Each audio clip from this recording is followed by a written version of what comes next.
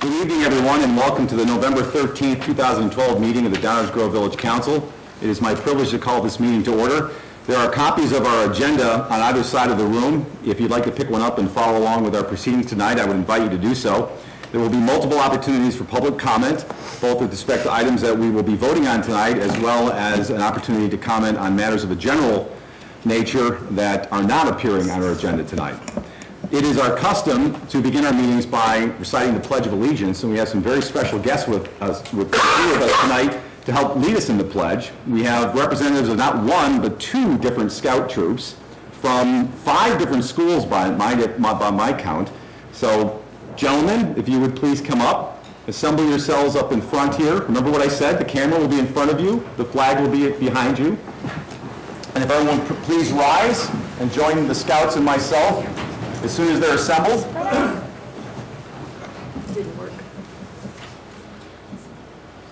That's all right. Yeah, just don't look in the bright light. All right, now everyone turn around, the flag is behind you, and lead us in the pledge.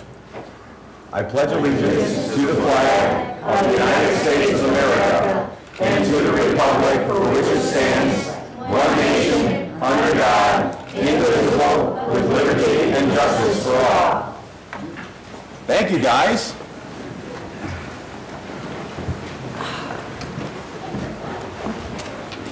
I think we have representatives from Highland, Puffer, Bel Air. Who did I miss? Miller? And Indian Trail. I almost had them all.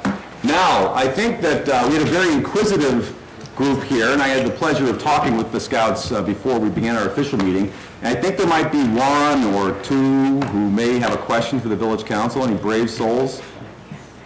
Now that you're under the hot lights and you've seen the camera, you're changing your mind? No obligation. All right, you guys did a great job earlier in the other room. So, in that case, we're going to take a roll call. May I ask our fine village clerk to please call the roll.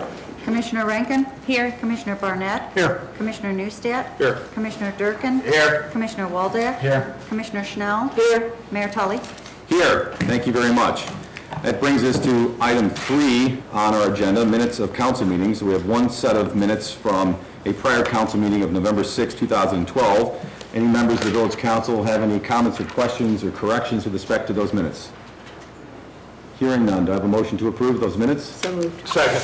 All in favor? Aye. Any opposed? None. Those minutes are accepted. I will now take a moment to read a proclamation. As they say, we do those kinds of things from time to time because they're important. Whereas the history and culture of our great nation have been significantly influenced by American Indians and indigenous people, and whereas the contributions of American Indians have enhanced the freedom, prosperity, and greatness of America today, and whereas Native American Awareness Week began in 1976 and recognition was expanded by Congress and approved by President George Bush in August 1990, designating the month of November as National American Indian Heritage Month. Now, therefore, I, Martin T. Tully, Mayor of the Village of Downers Grove, do hereby proclaim November as National American Indian Heritage Month in the Village of Downers Grove, and urge all our citizens to observe this month with appropriate programs, ceremonies, and activities dated this day of November 2012 at Downers Grove. And I believe we have a representative of the Daughters of American Revolution, Ms. Gary, here tonight to receive the proclamation. Very good. I'm going to step up. I'll be pleased to come down and present it to you.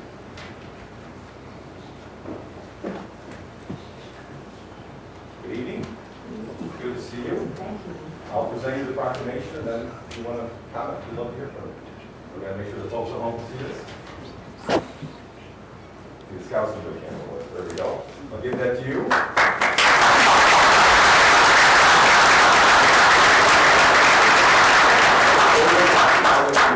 Well, my voice is reading me tonight, but I thought maybe the scouts would like to know. Then I'd ask you to set the podium away so the folks at home can't hear you. Thank you.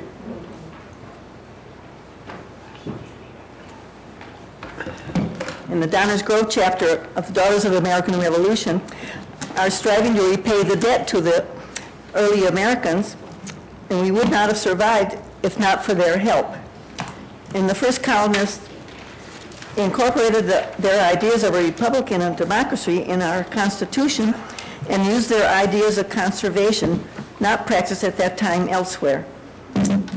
And so the DAR supports Bacone College in Muskogee, Oklahoma, which was established in the 1800s to help Native Americans, in the Chemawa Indian School in Salem, Oregon, in the Indian Youth Summer Camps, and scholarships for higher education, and they contribute to various American programs. So thank you very much.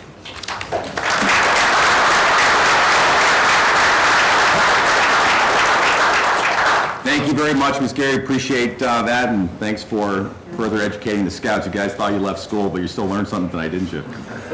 All right, terrific. Well, that brings us to item 4 on our agenda tonight, which is a segment of the meeting where we entertain comments of a general nature on matters that are not appearing on our agenda tonight. So if there are any questions or comments of a general nature with respect to items not appearing on tonight's agenda, the protocol is to please come down to the podium, give us your name and your address, and we would welcome hearing from you. Are there any questions or comments from any members of our sizable audience tonight with respect to matters not appearing on the agenda? Yes, sir. Please come down, come to the podium, and we welcome hearing from you.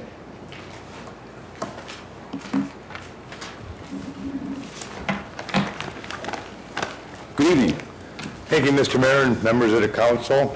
My question isn't on the agenda, but it concerns the newly implemented stormwater fees. And from what I read, there's a system in which people can take care of their own stormwater on their property and have their fee reduced. There's extensive information on this topic on the village's website, and so I would, for clarity, suggest that after you get home tonight, you check that out because it'll be far more precise than what I'll paraphrase now. But essentially, yes, the stormwater utility that will be going into effect in January of 2013 will include an opportunity for credits under certain circumstances for certain qualifying activities that are done to reduce stormwater runoff. I believe the credit is up to 50% of what the fee would otherwise be for those who qualify. So then, let's say a homeowner could take care of and manage 100% of the stormwater. There's no way of eliminating the fee completely? That's correct. Okay, and the only other question I have concerning that is, currently there is fees paid for stormwater treatment. What happens to those fees that are paid now? Are those added to the new added fees? Are you referring to fees that might be paid by those who are developing properties within the community? The stormwater system that's in place now. There is a system in place now, and it costs money to run. Right. So from what I see, the whole cost of this project is going to increase after the first of the year, correct? Well, right now, yes, we do have to maintain stormwater infrastructure throughout the community, and that is a significantly expensive undertaking, particularly when the village, as other municipalities, have to stay in compliance with the unfunded mandates of the Federal Clean Water Act, in addition to the infrastructure and other capital costs of our stormwater system. Right now, that is being paid for through a number of different sources, but principally through property taxes. And so what we're doing, and again, there are more details on how this exactly works on our website. In fact, we can bring it down to your particular situation, if you like, by sending in your address, and you can see how it impacts you personally. But there is a corresponding reduction in property taxes, the property tax levy, actually a topic we'll be talking about later tonight, of approximately $2 million. So the property tax levy will be going down, and so this is really a shift over to the fees that will pay for stormwater infrastructure and maintenance going forward in a what we believe is a more sustainable and equitable manner than by using property taxes. And very quickly, there is little to no relationship between the value of a home and the amount of stormwater that it generates. Right. So why pay for that with property taxes? The value of your home has absolutely nothing to do with how much stormwater runoff you generate. The fee, on the other hand, that the new system will employ is tied to the amount of estimated stormwater runoff that a parcel will generate, and we've kept it fairly simple to keep the administrative costs down, but there are different categories of real estate depending on whether it's residential, multifamily, commercial, et cetera, et cetera. Okay, also, it's not to sound like a commercial for it, but also we believe this is a more transparent and dedicated way to do it because the funds that are generated by the stormwater fee will be used solely for stormwater maintenance and management, whereas other sources of revenue can be applied to different buckets. This is something that the residents can see their stormwater dollars going towards the stormwater system, and so in a way it's more transparent and more accountable. But anyway, there's tons of information on our website under the stormwater utility that I could probably answer every question you would possibly want to know, and if it doesn't, feel free to email any one of us. Well, you did answer my question, and the advantage I see right now that by shifting it to this new system and taking it off the rolls of the taxes, you could effectively lower our taxes again. Well, certainly, the property tax levy that we're talking about tonight is going to be less than what it was previously. Well, thank you very much, Mayor. All right, well, thank you for your question. Thank you for coming tonight. Well, now, the rest of you have had lots of time to think about a question, so are there any other questions or comments of a general nature with respect to items not appearing on our agenda tonight?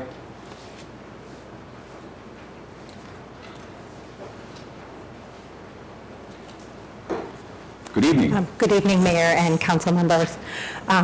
Sally Lou Pescu, my address is 1560 Snowberry Court. I just wanted to say thank you to the mayor and also to Commissioner Neustadt for coordinating your staff both here at the Village Hall and also at the fire station earlier tonight for the benefit of Den 14 and of PAC 80. So thank you all very much for everything that you do for the kids, for the Cub Scouts in particular, and to your staff. We greatly appreciate it. Thank you. Thank you for sharing that. Much appreciated.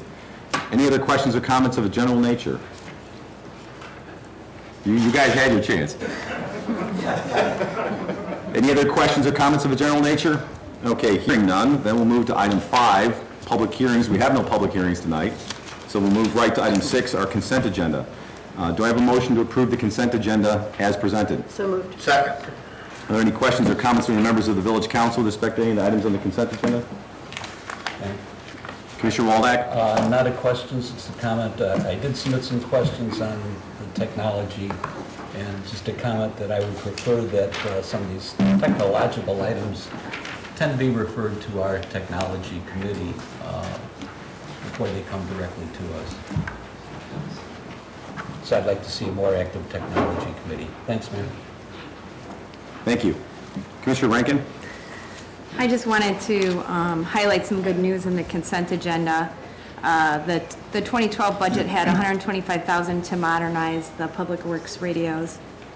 And with police and fire transitioning to a different system, the village can purchase less expensive equipment to make use of the existing frequencies.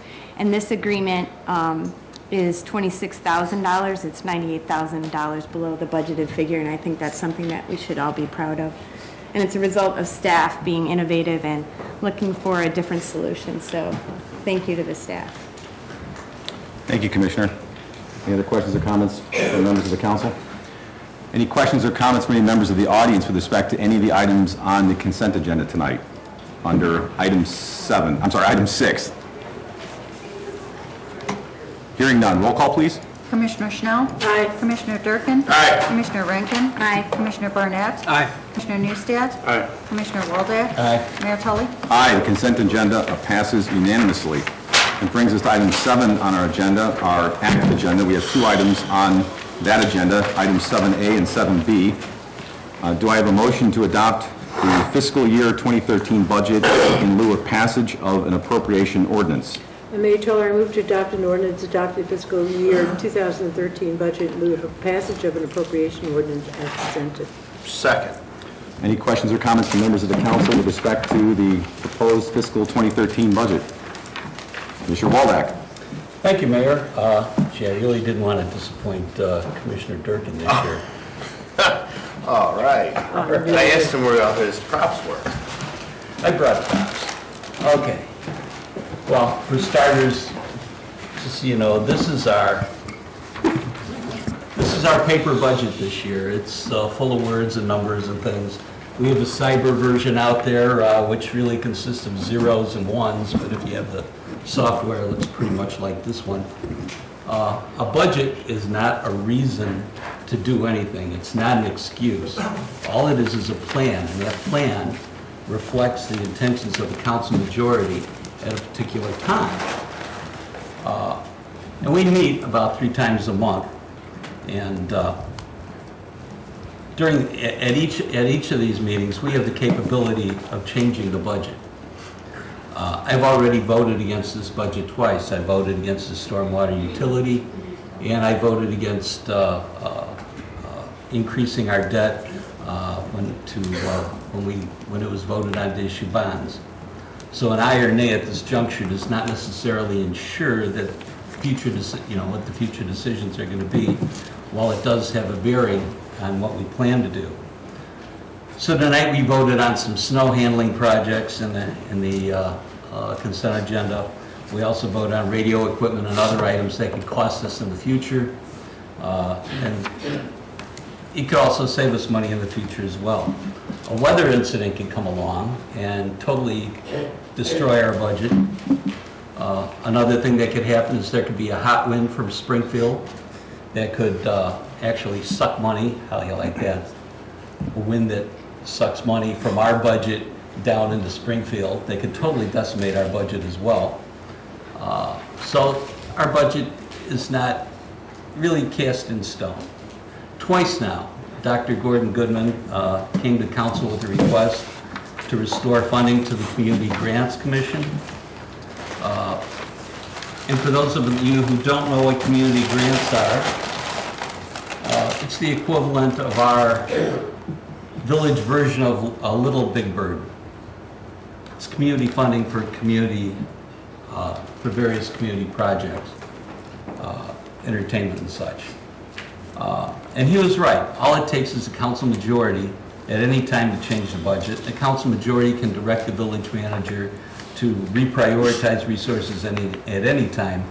But the debate, the first night he made the request, made it clear that there are some topics that need not be debated again. So, just for the record, people have asked me why I did not bring up restoration of funds cut to senior transportation. That was cut a couple of years ago. Downers Grove is still the second largest recipient of Meals on Wheels, and people have asked why we still make no contribution. About 8% of our population is senior, about 2% is disabled. Our seniors who pay property taxes see 75% of their property tax go to schools, and those schools have programs that provide meals to some students. So we have seniors that may need meals themselves who are actually paying taxes that pay meals for students. So I did not ask for this funding because it's clear that the majority of council does not want to fund these programs, but I do have hope for the future. I look at this budget, it increases revenues through property taxes and higher fees. We are spending more money. This budget increases debt and plans to increase debt in the future. So the most this budget will do to offer you is this. Please. It's the standard core. It's the core services. The best this budget will do is core. I believe that our community wants and deserves more, and what they really want is to aspire to this, a full community. Core services, community. And I think that's what we really want in a budget. And this budget will not offer that. So an aye vote on my part is not compliance, or not complacent.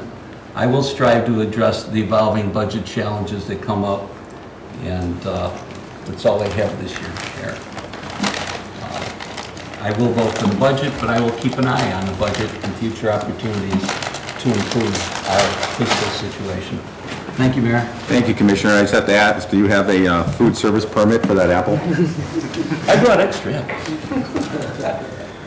The questions or comments from members of the council with respect to the fiscal 2013 budget. Commissioner Neustadt. Thank you, Mayor. This budget, I hate to say it, but seemed a little bit routine after a lot of hard work from this village council with long-range financial planning. Previous budgets, setting up this budget to move forward in a way that manages our expenses. A couple of key components of the fiscal year 13 budget include the stormwater utility, which we just heard about from a resident tonight, and our mayor summed it up pretty well.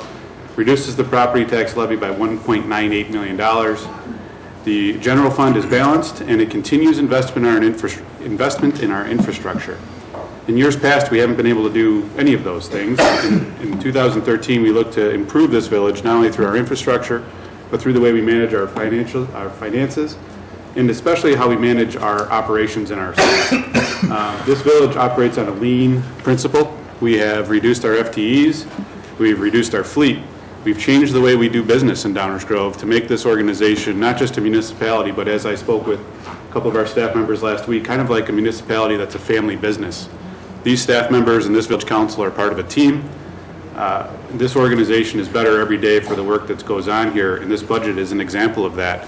We've had a number of meetings. I don't think it's 18 as many as we've had in the past, but I think it's close to 8 or 10. And like I said, it's been somewhat routine. The information provided to the council is accurate. The information that we talk about, the discussions have been very vibrant and a lot of new ideas. But really, in the end, it's a routine budget because it's what was presented, not a lot of changes, and that's a good thing.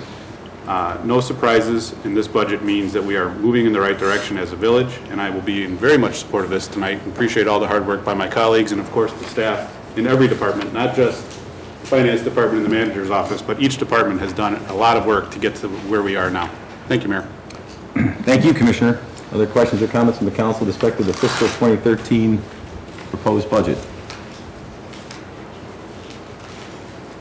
Well, I'll just echo very quickly because I think it's been said multiple times in multiple meetings that the fact that there isn't robust discussion of this topic tonight is no indication that there hasn't been robust discussion for many, many months, as mentioned, including going back to when we sat down much earlier in the year to discuss long-range financial planning, and we'll do that again, as we do every year, and as part of that long-range financial planning discussion, different topics are raised, consensus is reached, and direction is given in terms of what the budget is supposed to look like. So the fact that the budget reflects the discussions and decisions and the compromises and consensus, is there a plural consensus? It should be no surprise to anyone. And we have had multiple meetings and discussions and opportunities. I think this is something that we can be very proud of because this budget reflects not only an outstanding staff that works very hard to keep this village good stewards of our tax dollars and good fiscal stewards, but I think the budget reflects that as well. It reflects your hard work. It reflects that ongoing effort. And as Commissioner Neustadt said, I think it reflects the continuing innovation to try to keep things lean and yet always looking for ways to do things better and more efficiently than before. So I think we're well situated for 2013. As Commissioner Waldeck mentioned, we never know what's going to happen down in Springfield. In fact, during the sessions coming up in the early part of the year, we all have to keep our hands on our wallets, but we'll deal with that when we get there. If there are no other questions or comments, then I will open it up to any members of the audience. Are there any questions or comments from members of the audience with respect to the proposed fiscal 2013 budget? No questions or comments from any members of the audience. So in that case, I'll ask for a roll call, please. Commissioner Schnell? Aye. Commissioner Durkin? Aye. Commissioner Rankin? Aye. Commissioner Barnett? Aye. Commissioner Neustadt? Aye. Commissioner Waldeck? Aye. Mayor Tully? Aye. The matter passes unanimously. It brings us to item 7B as in boy. Do I have a motion to approve or adopt an estimate for the 2012 aggregate tax levy for the Village of Downers Grove? Mayor Tully, a motion to find and determine that the aggregate levy for the Village of Downers Grove, as defined in the Illinois Truth in Taxation Law, estimated to be necessary to be raised by taxation for 2012 upon the taxable property in Downers Grove is $24,853,250.76.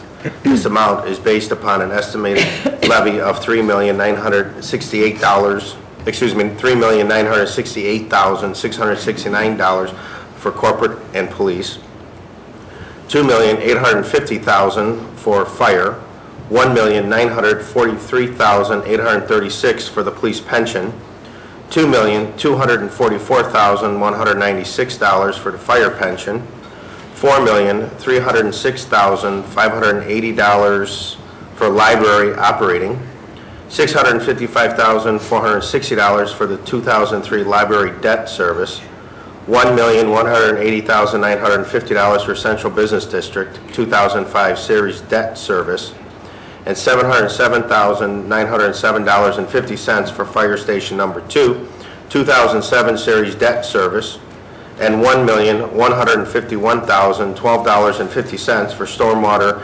2008A Series debt service, $154,575 for Central Business District 2008B Series debt service, $1,329,350 for Central Business District and Fairview Avenue 2009 Series debt service, $493,700 for Central Business District 2010 sales debt service, $397,800 for Central Business District 2010 B Series debt service, and $3,222,768.76 for Capital Projects 2012 Series debt service. The estimated levy for Special Service Area Number 2, CBD Special Service Area, is $246,446. Public hearing will be held on these proposed levies on December 4, 2012 at 7 p.m. in the Village Council chambers. The adoption of the proposed levies will be held on December 11, 2012 at 7 p.m. in the Village Council chambers. Staff is also directed to prepare ordinances to abate certain 2012 tax levies. I hope in God there's a second. So everyone knows, Commissioner, we all drew lots before the meeting, and Commissioner Durkin drew the first straw. It felt like I was at work. Questions or comments from members of the Village Council with respect to this item? We need a second. I thought I heard Commissioner Barnett second. Yes. Questions or comments from members of the Village Council with respect to this item? Just a couple of quick notes, Mayor. For those of you hearing this for the first time, the vast majority of the levies for debt service will be abated, which means it will not be collected because we have other revenue sources that support those debt services. The total levy that the village will actually be collecting is 15% lower than it was last year. That's the 1.98 million reduction that the mayor had mentioned earlier. So this is the technical part that we have to go through, but the real story is for the second year in a row, village property tax levy is going down. We're happy to answer any questions you may have. Well, that's pretty good news. And too bad we didn't have a diagram that typically displays all that, so thank you for adding that. And I know the abatement process is always kind of odd because you levy the tax, but by abating it, it means you don't collect it. So ultimately, we're going to be collecting far less than the numbers that Commissioner Durkin laid out. And the second thing that always confuses everyone is what we have to publish in the newspaper pursuant to state law, which no one can follow, and yet we have to put it out there. So we take great pains to explain this in a more comprehensible fashion. Any other comments from members of the council with respect to the 2012 aggregate tax levy? Any questions from any members of the audience with respect to the 2012 aggregate tax levy, property tax levy? Hearing none. Roll call, please. Commissioner Durkin? Aye. Commissioner Barnett? Aye. Commissioner Rankin? Aye. Commissioner Newstead? Aye. Commissioner Waldeck? Aye. Commissioner Schnell? Aye. Mayor Tully? Aye. Matter also passes unanimously. It brings us to the end of our active agenda. Brings us to item 8 on our agenda, which is our first reading or our workshop section of our meeting, where we entertain matters that are presented for discussion purposes only, for later action potentially at another point in time. We have 3 items on our first reading or workshop agenda, and as is customary, we turn the meeting over to the village manager for presentation of those items and consideration by the council. Thank you, Mayor Tully. The first 2 items concern the property at 5100 Forest Avenue. The first item is consideration of an ordinance, actually consideration of a petition for a special use for multi-family development. And here to present background information on this item is our Community Development Director, Tom Daberiner. Good evening. Good evening, Mayor and Council. Make sure that this works.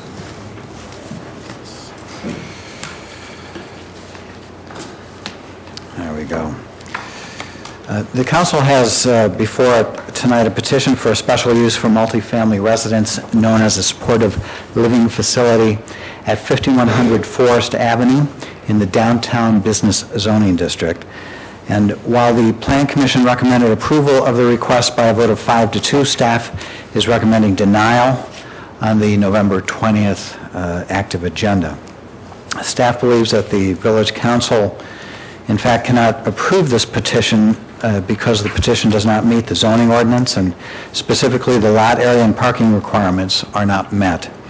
Also, the variations to meet these requirements are not authorized under Section 28.1802 of the zoning ordinance.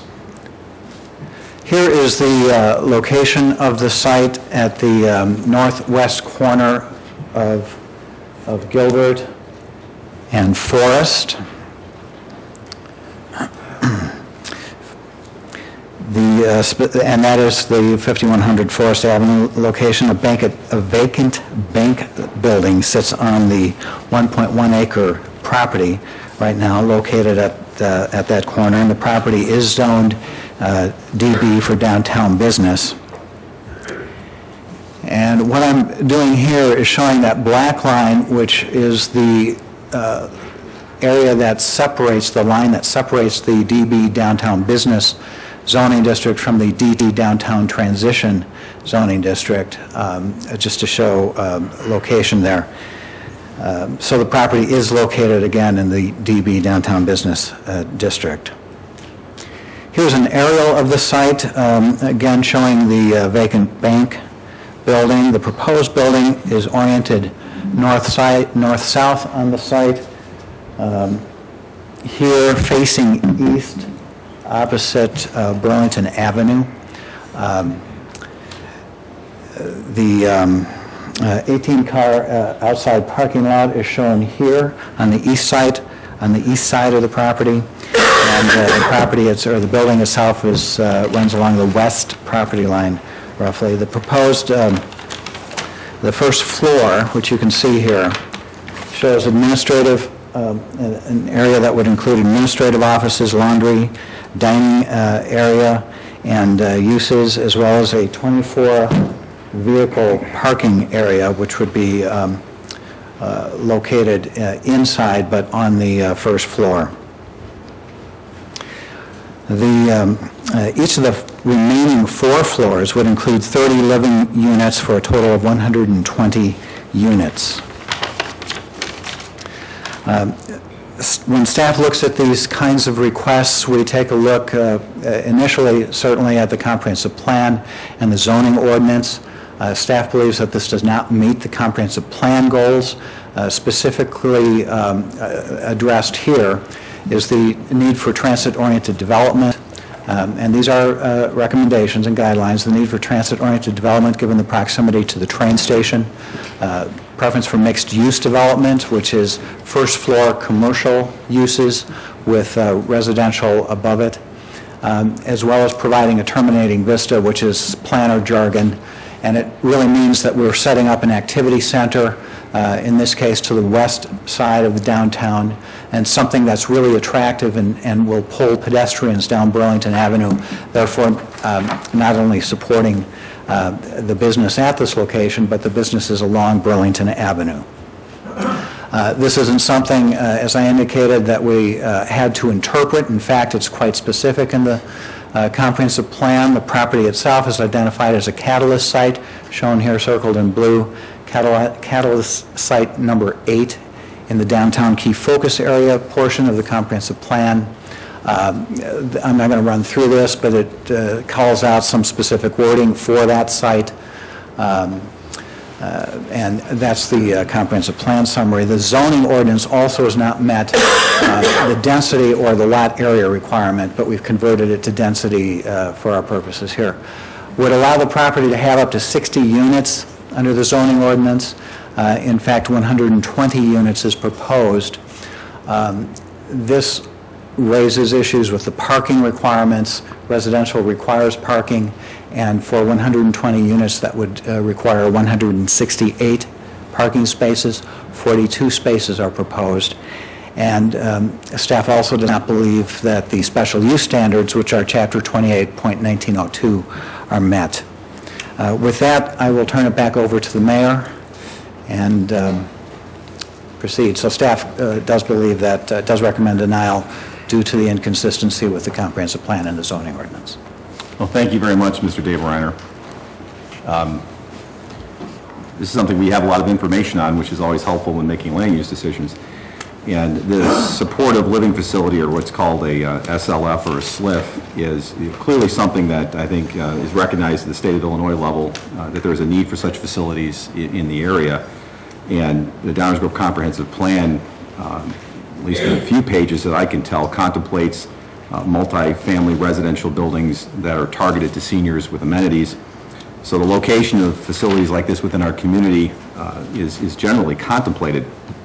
But I got to tell you, the problem I'm having with this, and you've highlighted some of the points, Mr. DeBreiner, is whether this proposed use fits at this particular site in the downtown business district, the zoning that exists here on this particular site. So it's not a question of whether this is something that's desirable in the area. It's, is it allowed and permitted at this site? And that's what's before us. And I'm having a real problem with the fit here. It cannot be built as of right. It requires a special use under our code if it's considered to be a multifamily residential development. And I even went and read the Illinois Administrative Code. I'm not convinced that it's a multifamily residential development, quite frankly. I think it's the only way it can come before us is to characterize it that way.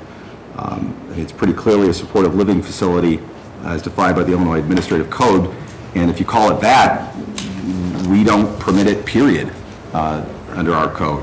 It doesn't even qualify for a special use, so we can't approve it under that label. That's not a question of wanting to, you can't.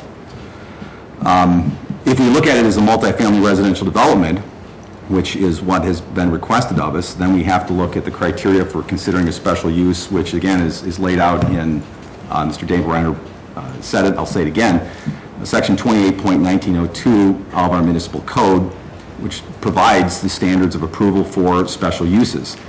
And the introduction to that segment that then lays out 4 different factors that have to be met states that the village council may, not shall, may authorize a special use by ordinance provided that the proposed special use is consistent and in substantial compliance with all village council policies and land use plans, including but not limited to the comprehensive plan, the future land use plan, and master plans, and the evidence presented is such to establish the 4 criteria that are laid out there, one of which is C, Section 28.1902C, as in cat, that the proposed use will comply with the regulations specified in this zoning ordinance for the district in which the proposed use is to be located, or will comply with any variations authorized pursuant to Section 28-1802.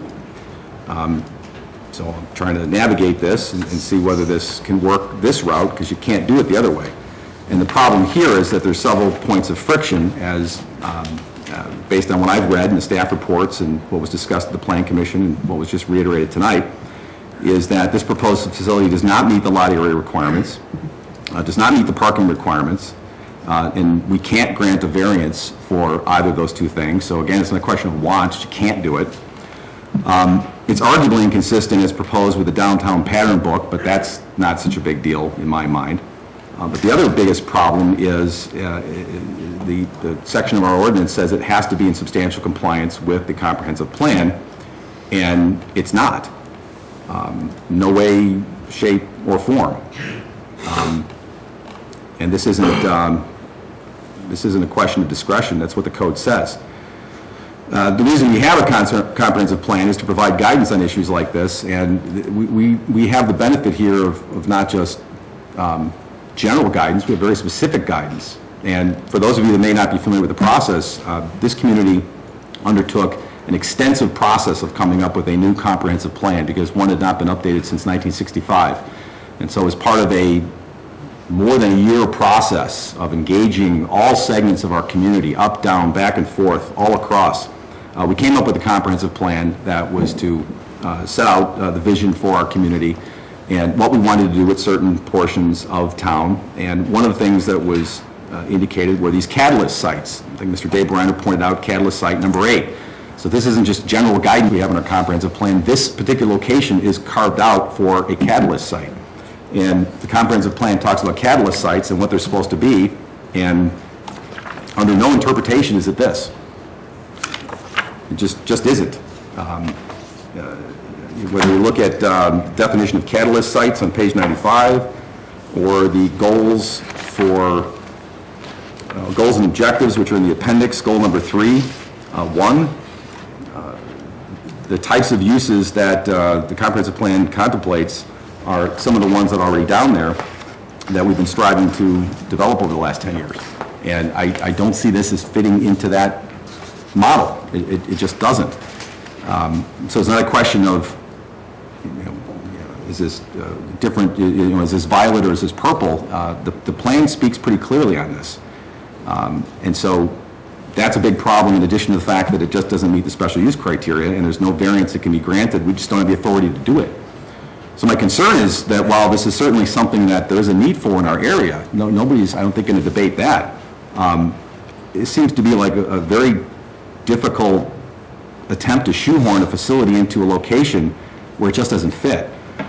And I was taken by the fact that it's not just the staff report that same view resonates in. The staff report talks about how this just doesn't fit. Even though the Plan Commission members voted 5-2 in favor of recommending this, the minutes of that meeting are full of references to this doesn't fit. This doesn't fit, it's not consistent with the plan, but we generally like these types of facilities because they provide a need in the area. I don't think that's the issue. The issue is what their comments revealed is it doesn't fit. And the problem is when you try to force something where it doesn't belong, there are usually adverse consequences to that. So I'm having a real problem with this in the sense that I don't think we can approve it. I just can't find the authority in our ordinance to do it. All I find are things that say we can't. So, I mean, those are my comments right now. This is a workshop, so we're going to discuss it. We're going to obviously hear from people who are in the audience on this topic, and we're not going to vote on this tonight, but I've spent a fair amount of time with this, and that's just sort of where I'm at right now. Other questions or comments from members of the council? Commissioner Schnell? Do it now, or you want to hear from the developer first? No, go ahead. Okay. Tonight we have before us a petition for a special use for a multi-family senior housing supportive living facility in the downtown business district. The proposed development consists of 120 residential units with 42 provided parking spaces. The main floor includes parking garage, administrative offices, a dining hall, physical therapy, laundry, and other similar facilities. Each of the top 4 floors include 15 studios and 15 one-bedroom apartments. As the mayor said, I think we've all spent a tremendous amount of time reviewing all of the materials. And as I looked at the development and read the supporting materials, I realized that my vote and my analysis of the project needed to be based on compliance with our zoning ordinance while contemplating whether it adhered to the intent of our newly adopted comprehensive plan. The petitioner property is zoned DB, which is downtown business, and therefore must meet the zoning requirements of multifamily residential development, which is an allowable special use in the district. While many of the bulk requirements for this type of development are met, such as setbacks and building heights, 2 major requirements are not met. The code calls for a maximum number of 60 units because the subject site is 47,785 square feet, and divided by 800 square feet of lot area per dwelling unit allows 60 units. The proposal before us has 120, which is double the allowable density.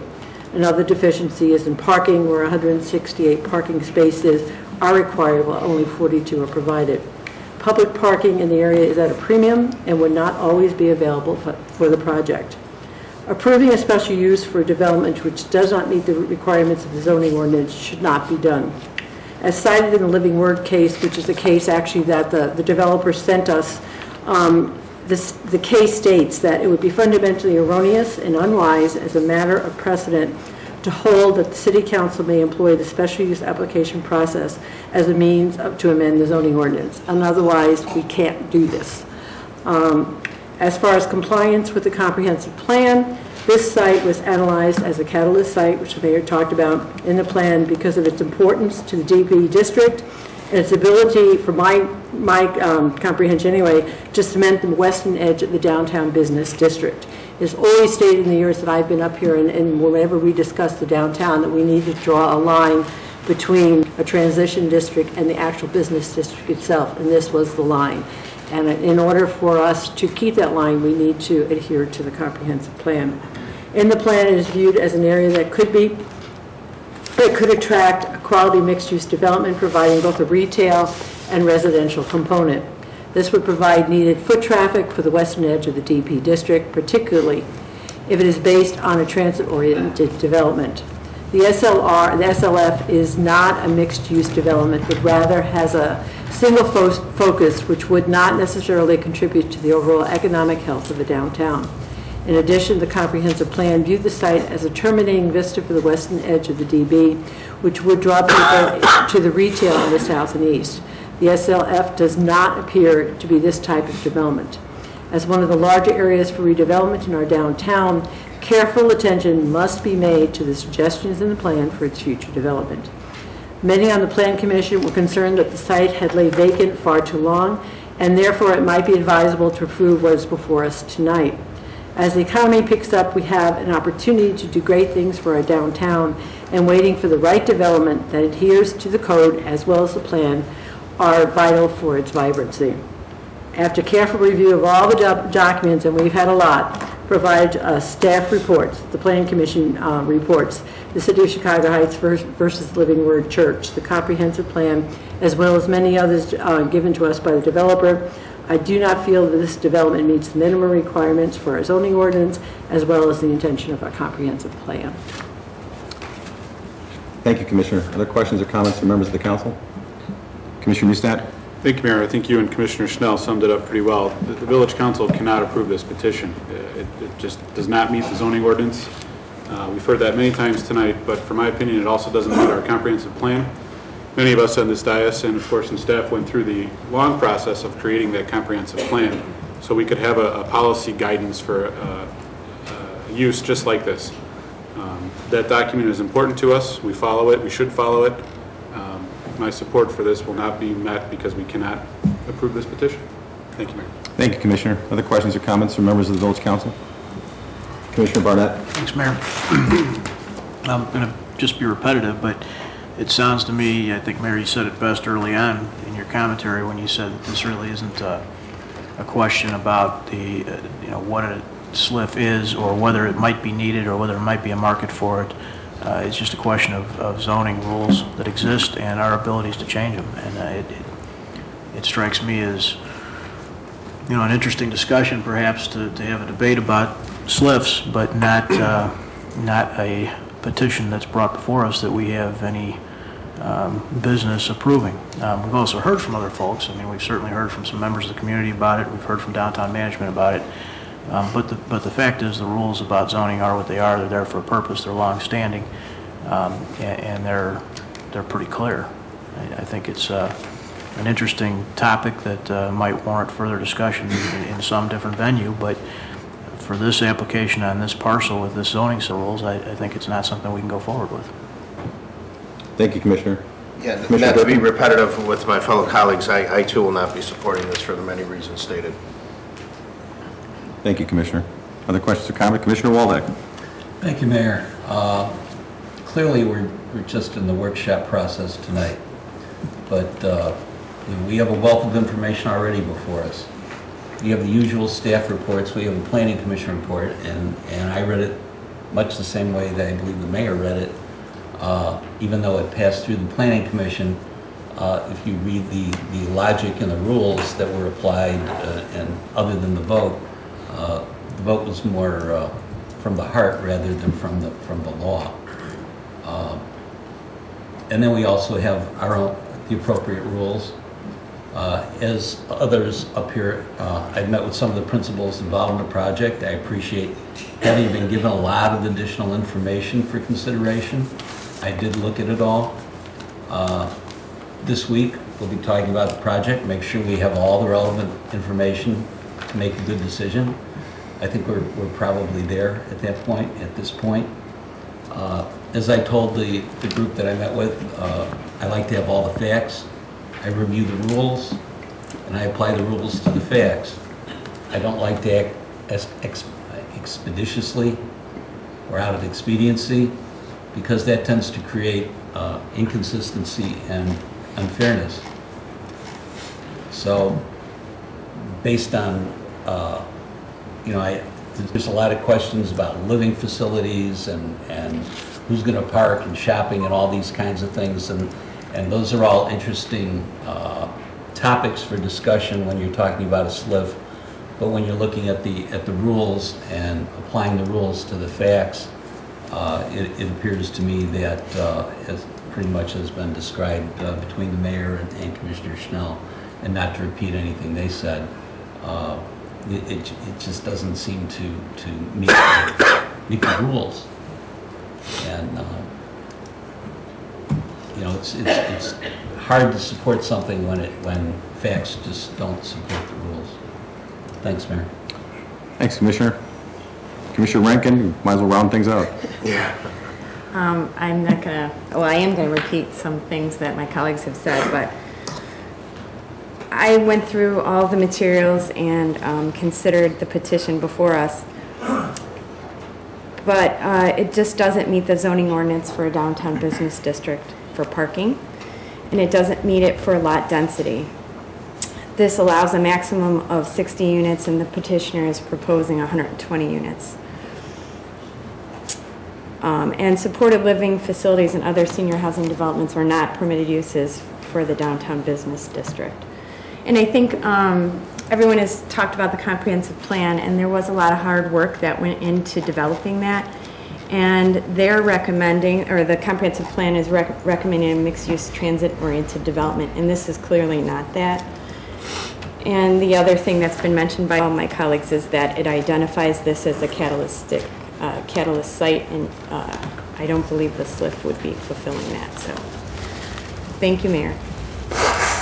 Thank you, Commissioner. Any other questions or comments from members of the council on this before we open it up for public comment from either the petitioner or any members of the public that are here tonight?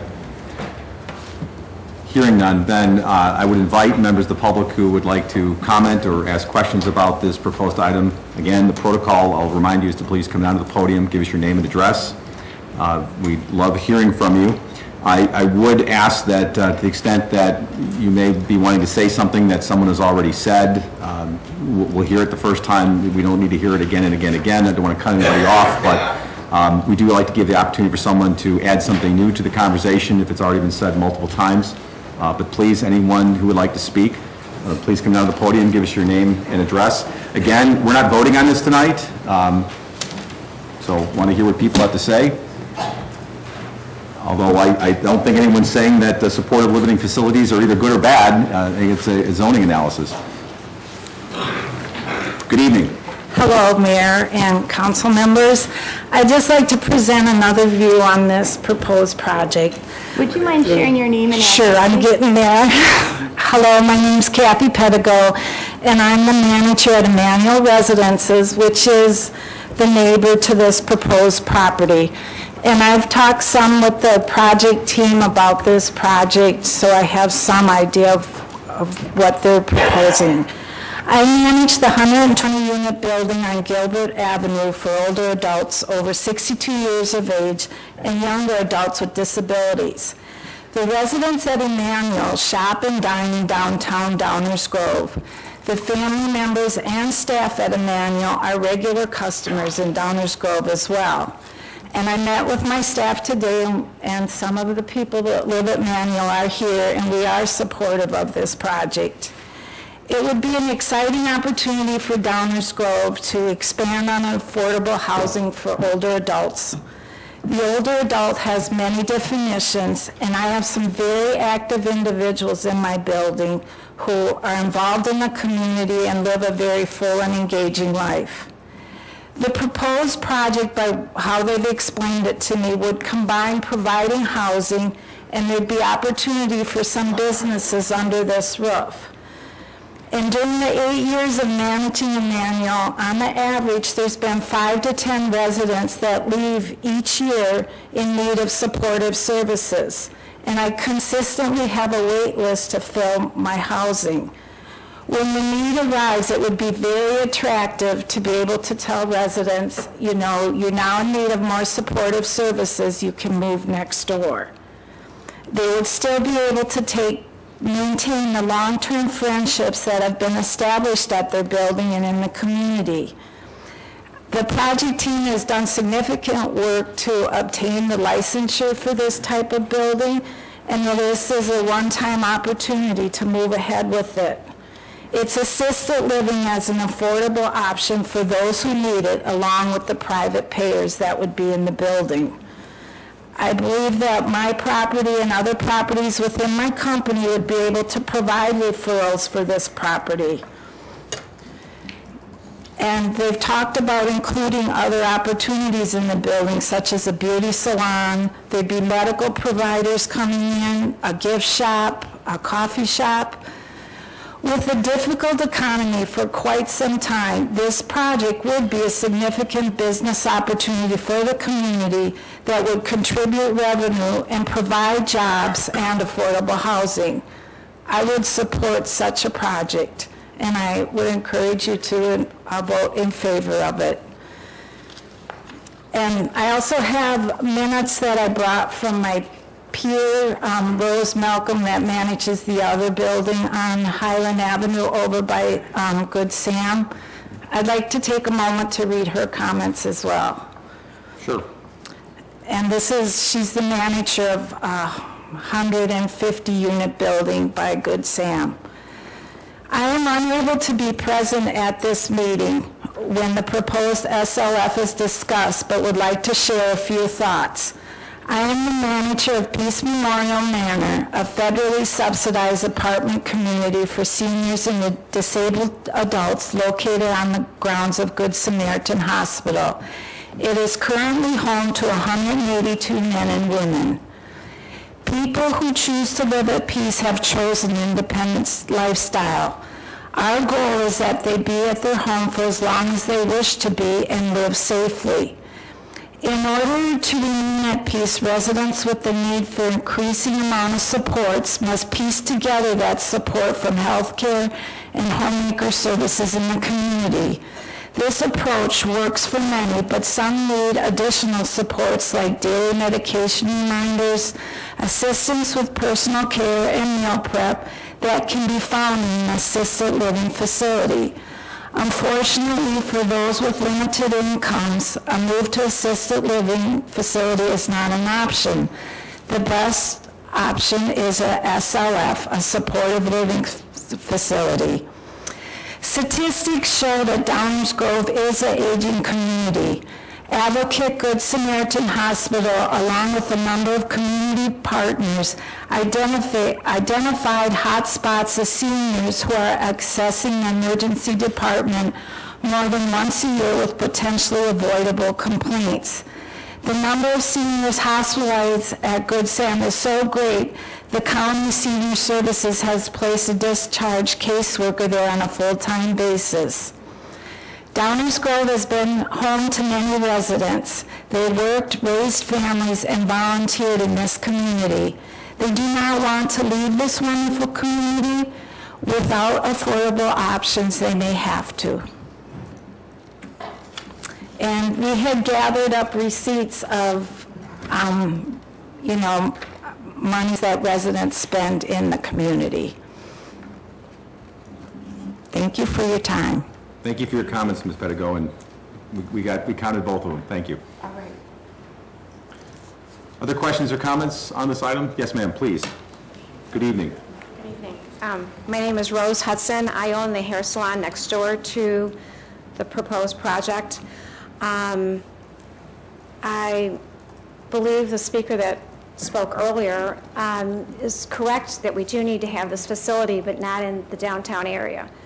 I kind of believe what the staff has put together in the packet is, in my opinion, correct. I think that it should be considered as a downtown use. I do think that there's parking is not sufficient in that side of town.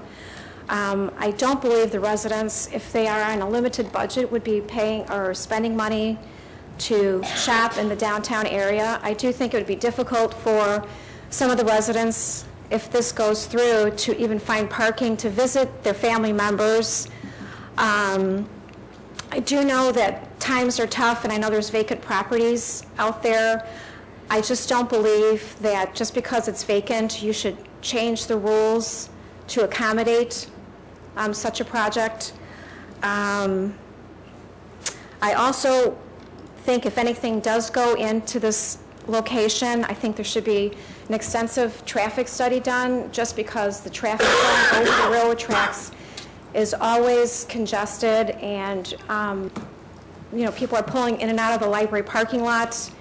I think that parking and traffic in that area is very, it needs to be done in order to have any of these proposed plans go further. And not to kind of repeat myself, but I do think that this would cause like a firewall where it wouldn't cause the growth of the downtown area. It would stop right there on Forest Avenue, and I think it should be used for a business purpose. So thank you for your time. Thank you for your comments, Ms. Hudson.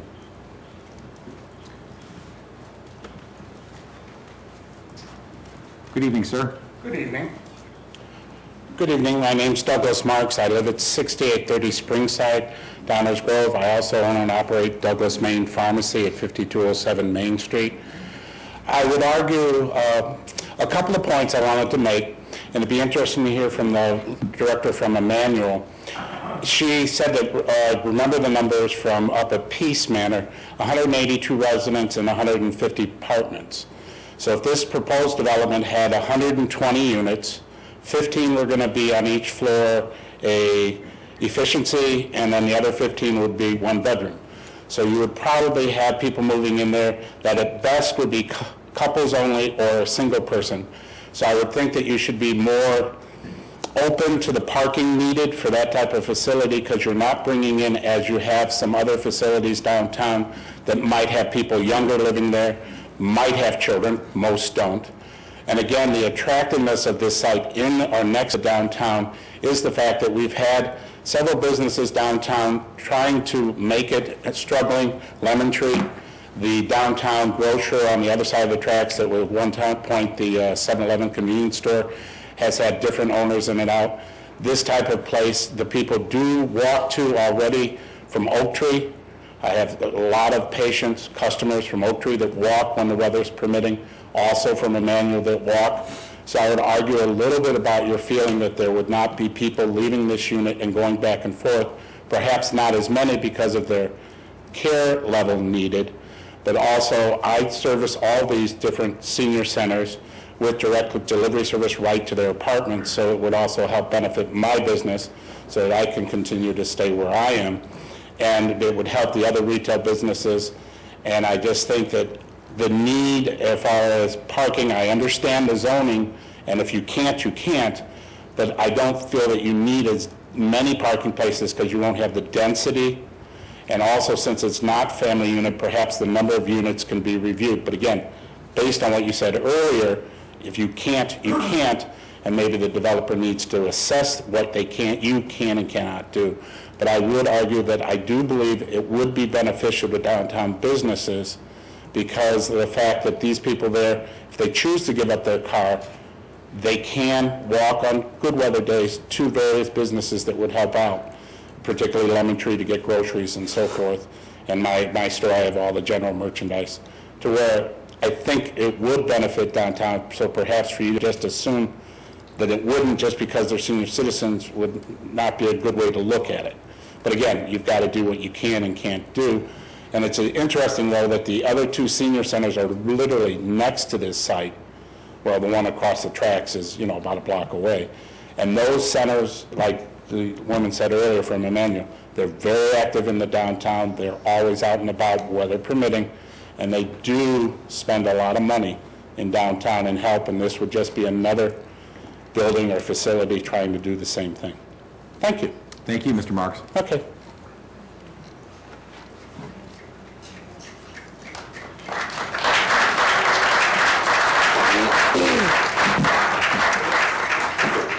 Please, ladies and gentlemen, no applause.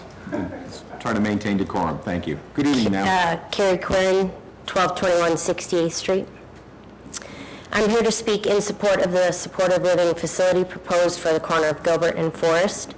I've always loved working with seniors. I've been working in the senior living field for 16 years, mostly in assisted living communities. I currently work for a referral service that helps seniors find appropriate placement.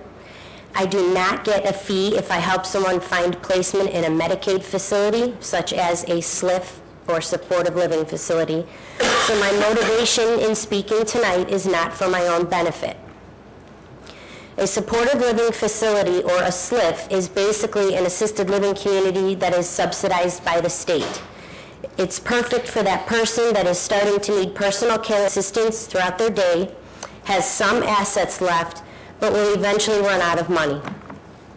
Meals, housekeeping services, activities, transportation, and personal care are all provided to a senior in a SLIF. We have 3 subsidized independent senior apartments close to the proposed site: Emmanuel Residences, Oak Tree Towers, and Peace Memorial on the grounds of Good Samaritan Hospital. This SLIF would provide the next level of care for those seniors. Once they begin to need assistance with their activities of daily living, they would transition to this SLIF to receive meals, socialization, and care at an affordable cost. This is a much less expensive option versus inappropriately placing seniors in Medicaid nursing home beds. Needing assistance with bathing, dressing, and medication reminders does not require skilled nursing.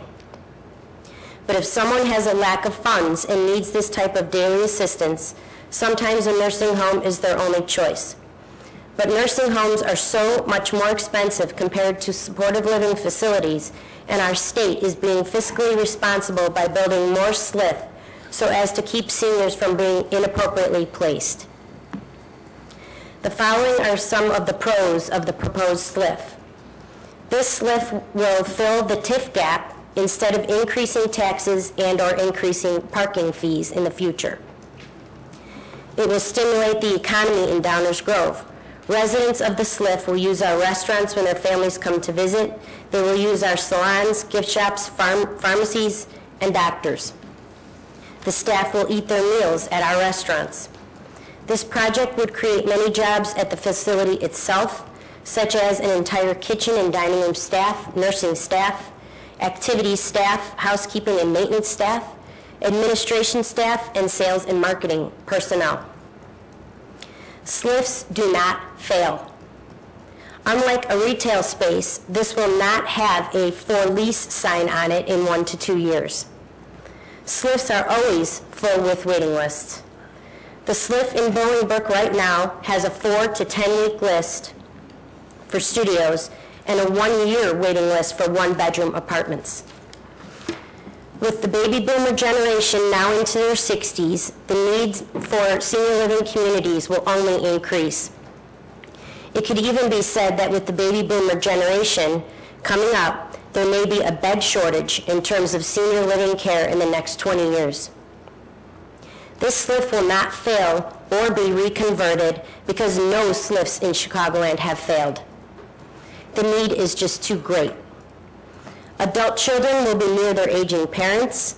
Downers Grove is a perfect spot for the adult child that is raising their family here, commuting downtown to work, and mom and dad live here as well. There have been some challenges to the project, including questions about parking. There's ample parking for the SLIF because of the fact that most seniors at this point in their lives do not drive. Employees at senior living communities work in shifts, so there are only a certain number of them there at a time. The parking that is available for the residents will be underground, therefore not impeding on the front lot. With a SLIF, we are able to somewhat predict who will be coming in and out of a community on a daily basis. If this location were to go retail, there would be no way to assume how many cars would be at this location on a daily basis. An overflow would cause the immediate area, including the library, even less parking. In reading some of the staff report, the developer of this project agreed to all the parking provisions. Questions about whether it fits into the comprehensive plan and zoning.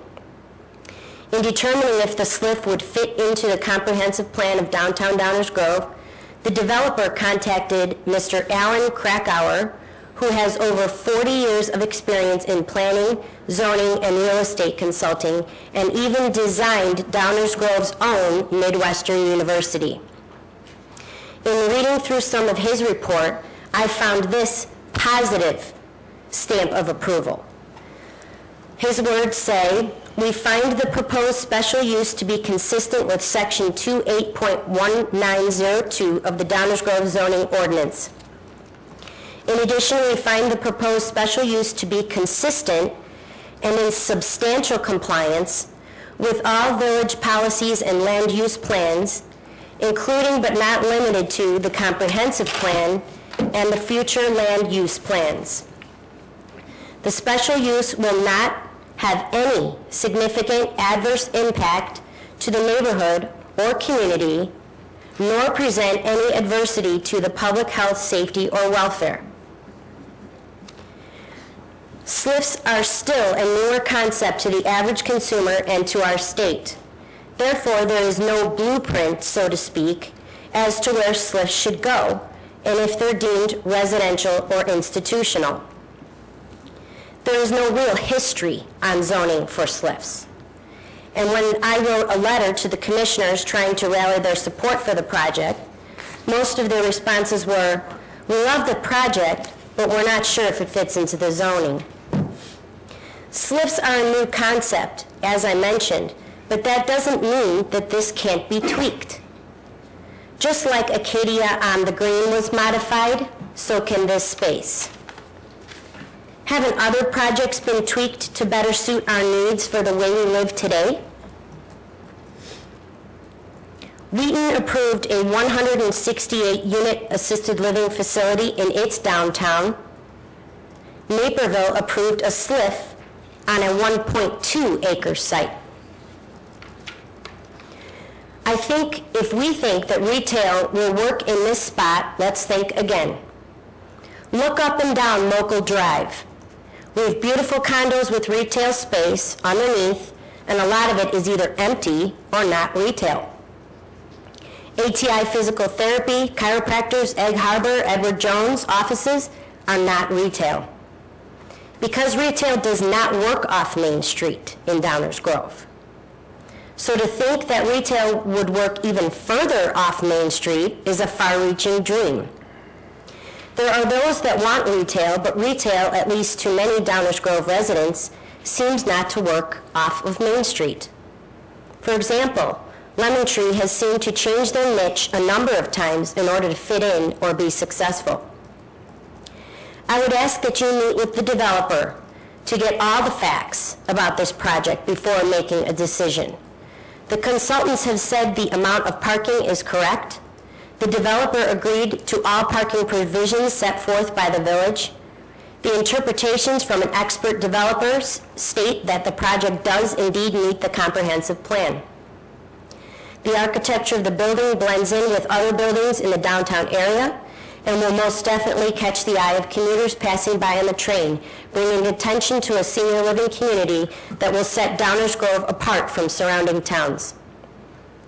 I ask that you support this project for our seniors, which Tom Brokaw called the greatest generation. I have a petition here with 58 signatures on it. Just put the word out on my own, and people came to my house and signed it. I don't even know who some of these people are. If you want these signatures, they're yours. Yes, if you could please hand it to Mr. Baker there in the end, we'll make sure that it's made part of the record. Thank you very much for your comments. Please, ladies and gentlemen.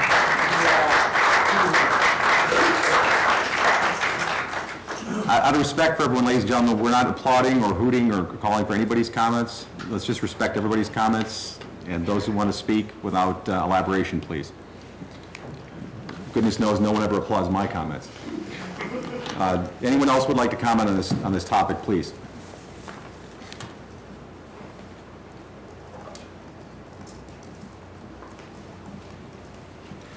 Good evening. Good evening, Mayor and Council, staff, fellow residents. My name is Tom LaCrone, 545 Chicago Avenue. And what I have to say to that is not the deal breaker to shut this down, but I just felt I needed to say something about it, because with this, the way this facility is oriented, the main entrance is at the intersection of Forest and Burlington. That's where the people will be coming out to go downtown or whatever. And you're asking these people to cross Forest Avenue at Burlington? That's an accident waiting to be happen. You can't see, so you're going to ask these people to go down to Gilbert and then cross at that protected, so how is that helping them? They're going to walk twice as far as they need to.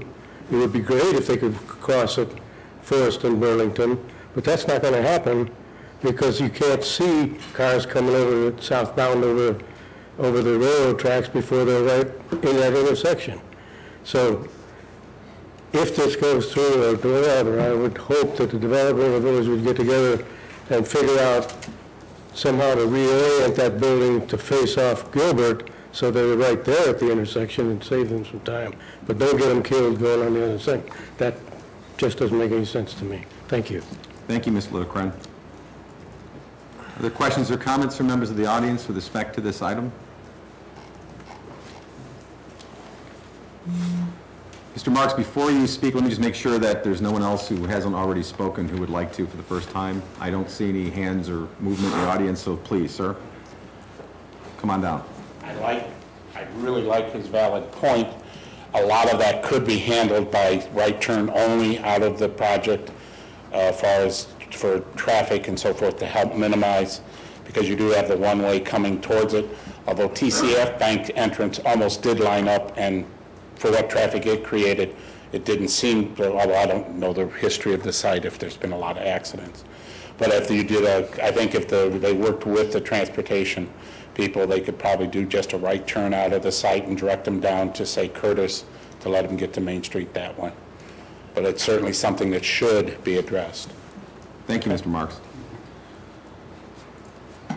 Other questions or comments on this item? We're still on items 8 and B. I know I was giving her time to come down.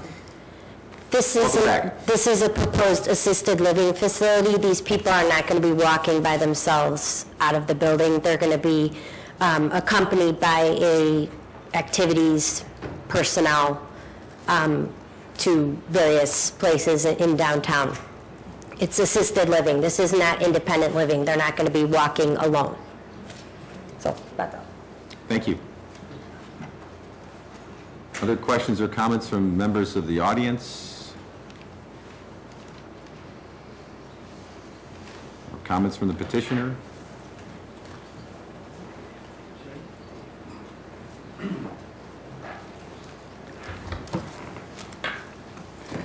Good evening, Mr. Sissel.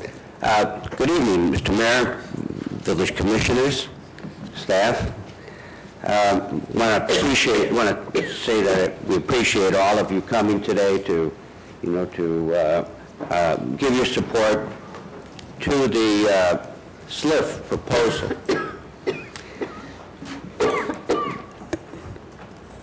What I'm hearing from the council is that they've run into a brick wall here, that they say that they can't do this, knowing, I'm sure, that this type of proposal was not in existence at the time, either that the comprehensive plan was done, nor was it available for consideration at the time that the village ordinance was written. But we have to then deal with the fact that you just not make any changes to these places and to these ordinances to accommodate new propositions. That doesn't seem to be appropriate. But I think that there seems to be the thought that somehow we popped out of the woodwork here and just came before you with this idea without ever spending any time working this through the staff. I want you to know and understand, we've worked through the staff for 2 years on this project. This is not something new that wasn't considered by the staff. Up until a few days, and I mean that, a few days, prior to the Plan Commission, we were told that the staff supported this proposition. All of a sudden, we get a report from the staff recommending denial. Took us by surprise. We had no indication that that was the case. Well, then let's look at it. How could the staff have thought that this was something that would work in the downtown? Now, the planner says the first thing we do is look at the comprehensive plan. 2 years ago? A year ago? This summer? when we went from the 63rd Street property to this property, the first thing they looked at was the comprehensive plan and didn't tell us at that time that they thought that this project was not appropriate to the downtown, that it didn't fit the zoning? Now let's give this some thought. They had every opportunity to suggest to us that this was something that had to come in with a text amendment. This project was first supposed to go at 63rd Street. The staff had worked with us on that at that time at a location that was east of Main Street. And after we had made all the arrangements to acquire property, it became apparent that we were going to need a text amendment for putting it in on 63rd Street. We met with the staff. The staff said that they would first prepare the text amendment and then we would proceed. 4 days later, the staff says, we can't support this on 63rd Street. Now, I understand that because there were times up there on 63rd Street where people tried to put in commercial type developments and people in the neighborhood said, we don't want that. We understand that. We had the Walgreens thing that was going on at that time too. And the Walgreens proposal was eventually turned down. Actually, it was withdrawn. I beg your pardon? It was withdrawn. Whatever. They didn't go forward with it. There was a lot of, well, there was a lot of opposition, nevertheless, from the community. And we had to look at it on the basis of saying, well, if this is something that citizens in an area don't like, well, then we have to look somewhere else. And we decided to do that. We found this position sometime in July of this year. We took this first, before making any arrangements for the purchase or the proceeding with this proposition, we first went to this village staff and told them where we were going to go and what we were going to do. The first thing the village planner says is we look at the village comprehensive plan to see if it fits. Up until 2 days, actually 4 days before the Plan Commission, counting Saturday and Sunday, 4 days before the Plan Commission hearing, they were all in favor of this. They told us that they were supporting this. At this location, at some time or other in that week, for reasons that are not clear to us, all of a sudden their approval was withdrawn and they came out with a negative proposition. Very peculiar. Even more peculiar is if you look at the Plan Commission proceedings, you see that they anticipated that the Plan Commission could recommend that this go to Village Council if they had included certain other provisions. The certain additional provisions were agreed to by this petitioner. The Village Plan Commission looked at this proposition and decided that they thought this ought to go to the Village Council for handling. And you say to me, well, you can't do this. You can't do this. You can't do this. You can't do this because SLIFs were not contemplated at the time of the village plan, and it wasn't contemplated at the time the village ordinances were there. But does it fit? Does it fit? Now, you've heard them talk about variances. We're not talking about a variance. This is a special use. There is a distinction. Mr. Krakauer's report, his statements here show there is a difference between a variance and a special use. Since you have listed in your village ordinance under the DB, Downtown Business District, residences, multifamily residences, you have the power, because it is a special use, to modify the proposal. The difference, not a text amendment, it is to modify. You have the power to modify. We're willing to sit down with staff to work out a modification to accommodate all these people, all their problems with growing older. No one thought that there would be any need for anything other than senior citizen independent housing and assisted living in nursing homes. All of a sudden, we found that there is a difference. There is a difference in the way people grow older. And we find that people who grow older need some help, but they don't need to incur that extraordinary expense of assisted living or a nursing home.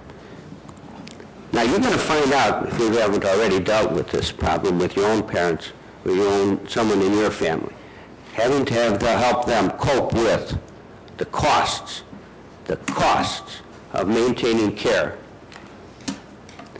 This is a proposal that came out of the state. The dimensions of these buildings, the dimensions of these rooms, the parking, all of that was considered, and this proposal meets all of those requirements.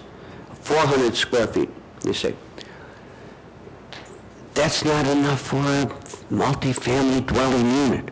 Well, let's look at the definition of a dwelling unit. This is not a dwelling unit. By definition, a dwelling unit has to have permanent kitchen facilities. Not here. There are no permanent kitchen facilities in this development. They cannot be retrofitted. It is not in the way this building is going to be constructed. Do you have anything like this in your code? Well, yes, you do. This is not a dwelling unit. These are facilities available for people who need certain assistance, who have a common eating area, and who have services available to them in the area. You can't do this stuff in a residential zoning situation. You don't have all of these commercial type operations going on in one of these buildings. It's a mixed use. Does a mixed use fit in as one of the things that can be built in the DB? I think it does. This is a mixed use. It is also a residence. The first special use that you have listed in your code, the first special use is residence.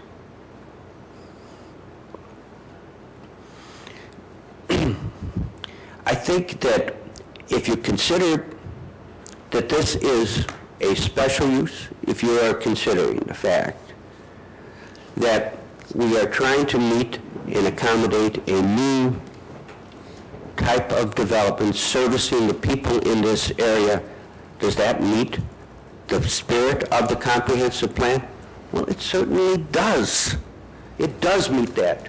You have a statement in there already about this, about senior citizens, senior housing. You got it. Pages 36 and 40. All right.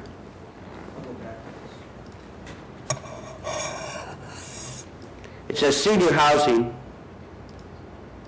and one of the plan's residential policy recommendations is to provide senior housing, which includes multifamily residential and assisted extended care facility, convenient locations to accommodate the needs of senior citizens within Downers Grove so they can age in place and remain in the community. You heard what these people were saying. You've heard what the people who manage these facilities are saying. These people just want to stay here. They just want to be able to stay here. They just want to be able to go next door and get a little bit more assistance. It doesn't fit as a residence. This is not. It's a multi-facility. It's a multi-use facility. It is necessary so that you can accommodate these people. It fits within it because your definition of what you want for senior citizens is there. Where else are you going to put them? Where in your DB are you going to put these people that meets that requirement? If you can't put them right where we're talking about right now, right there next to other senior citizen facilities, this is the place for it. There's no other place that's as good as this. Retail over there, I think that lady said it best. That's a pipe dream. We have a lot of experience with going off Main Street with retail. We have Charles Place already. It's gone under. It has already had the new owner, And to accommodate the new owner, you reduced and eliminated the need for them to put in retail on the first floor. Acadia, it's well known the problems they had putting retail on the first floor there. And it couldn't be done, and you had to make accommodations for that. That's off Main Street. This is not the type of a town like Naperville. It's not like a town like, perhaps like Wheaton, that has a very large, expansive residential, retail area for people to move around. It just doesn't, and it's not going to. It's more like you'd find in LaGrange, the same thing. You look down LaGrange, you have LaGrange Road, and you have all up and down the main thoroughfare, you have businesses, but it doesn't expand. These types of communities really just don't accommodate that. People are not willing to go off Main Street to do their shopping. It just does not work. The only way you've been able to accommodate them is because you're giving them a tax rebate, a sales tax rebate, to keep them there. I mean, that's a real consideration.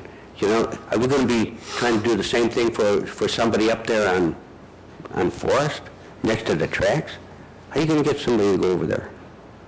Is that going to bring people away from the shopping district or to the shopping district?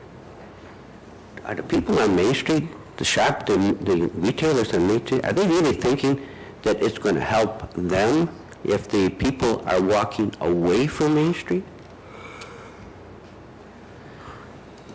What's the traffic pattern over that area for retail? I mean, come on. I mean, there really is no foot traffic that goes over those tracks of any substance whatsoever, and it isn't going to be in the future anymore. Only time somebody's going over there is when they're coming home from work and they're running across the tracks to get home down that way. They're not going to be stopping at that. Well, who knows? Maybe they would. Right? People thought maybe they would shop along Mokel Drive. Maybe they would shop on Charles Place. It was all part of a consideration. These were good plans, just like this plan. Village wants us to believe, staff wants us to believe, this is like concrete. It's not concrete. It says in here, this is a plan. It's not mandatory. It says that in here. It's a suggestion. It's what they were working out with. They didn't have slips. They didn't have this consideration. You're not going to be able to guess as to what's going to happen, what new things are going to come along. We had prepared a whole presentation, and it dealt with, particularly with answering those questions that you've asked. You know, is this a variance or is it a special use? Mr. Krakauer makes it pretty clear. This is a special use. You have a right under your own code to modify. You have a right and you have the power to modify, to accommodate what we're dealing with here. I mean, we have to step back and look at it. World's changing. Dynamics are changing. We're getting older. I happen to know about that. This,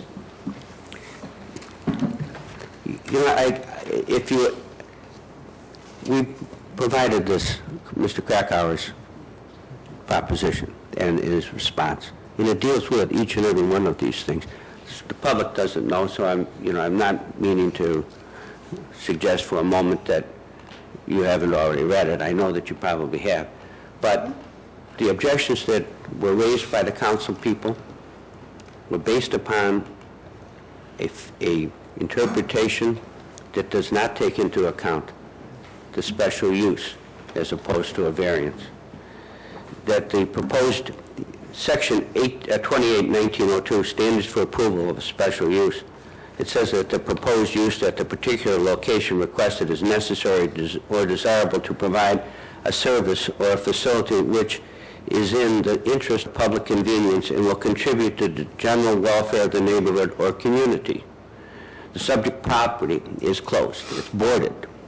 It was a bank that has been vacant for 6 years without any benefit to the city or the downtown area or downtown merchants. Clearly, the property has suffered economic loss as there have been no reasonable economic potential for its use.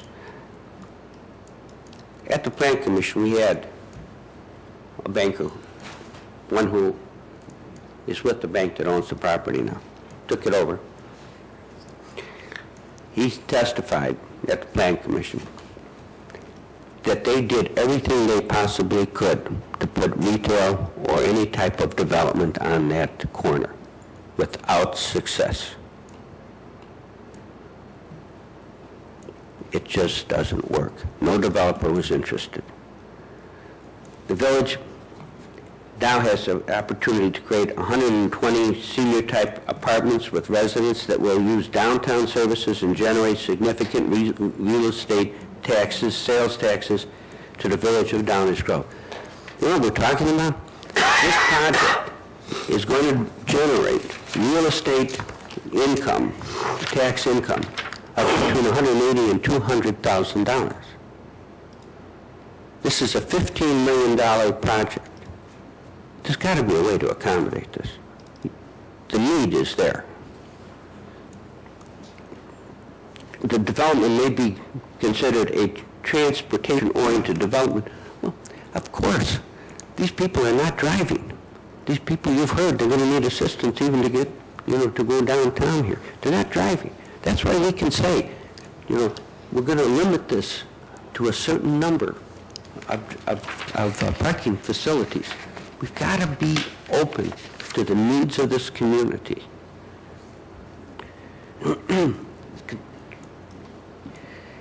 In fact, what it's doing is creating a pedestrian-oriented traffic pattern.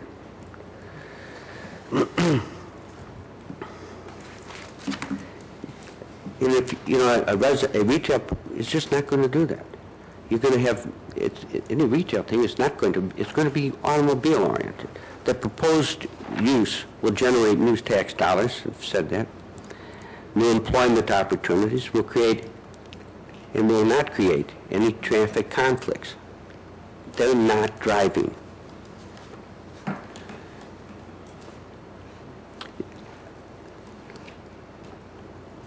I know that there are people who say, old people just don't buy things. That's, it was one of the things that, as you know, I've been very involved with the redevelopment in this town, and I'm aware that some people feel that way. And in fact, I get that very strong impression here that that's one of the considerations. Old people don't buy anything. It doesn't belong in this town. But you got to remember, these are people who are already living in this town, and they just really want to stay in this town, and they want to stay in downtown, and they want to stay vital. Maybe they're not as vibrant. Maybe they're not as vibrant. But this is a real proposition, $15 million proposition. It can be done. It's a special use. It is a special use. You can modify the terms of this residence to accommodate a SLIF. Not everybody's going to be able to come in and do that. Not everyone's going to be coming knocking on your door pretending they're a SLIF. That's a license that you have to get from the state of Illinois. This can be documented. This can be written. Mr. Sisel, I don't mean to interrupt, but as you know, we normally have a 5-minute limit. You've been going over 16 minutes, so if you could just sort of bring it to a conclusion, it'd be greatly appreciated. There may be other people who want to speak. Oh, well, all right. I'll tell you what, I don't want to interfere with that. Finish your point. I just wanted to... Well, my point is that... Point that out. My point is really twofold. First of all, we look upon this as a very serious proposition that we've made. We've gotten a lot of support from the community. We did a lot of research. We did our homework, and we worked with staff. If staff looked at this proposition in July and said, first thing is that they did not comply with the comprehensive plan, we wouldn't be here today. The planner said right here a few minutes ago, he said, first thing to do is to check the comprehensive plan. I don't know. Somehow or other, they either check the comprehensive plan or they're looking at a different comprehensive plan. I don't know. But somehow or other, they were planning on going forward with this proposition up until a couple of days beforehand. They were ready to go forward with this proposition and had told us that they were going to support us. Next thing we hear, they told us that it was going to be 9-0 and 7-0, that you all were voting against this thing. Now, that bothered me too. I don't know how anybody wants to say that they're having somebody else speaking for them as to how they were going to vote. My thought is this. You have to look at what you have, where you're going, and what's the situation. This is a real need. You've heard it from the people here. Can you accommodate this need under your present zoning? If you want to, you have the power and authority to do that. You can modify a special use. The classification of residence is a special use. You can modify that to fit this type of a proposition. And what I have to offer,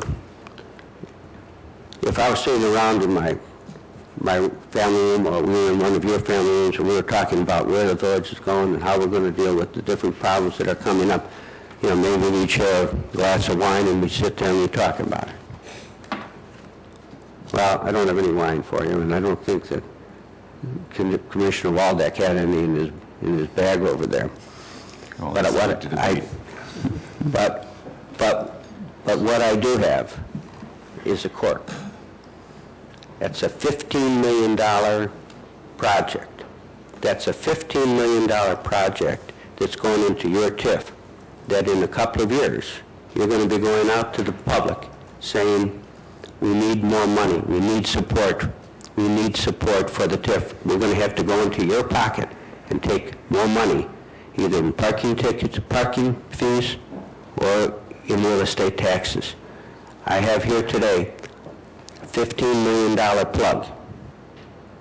Not a bottle of wine, but it is the cork. And it's that what I'm proposing to you, is to make this thing happen. We can do it. We've shown you where you have the power. Mr. Krakauer's report outlines all of that.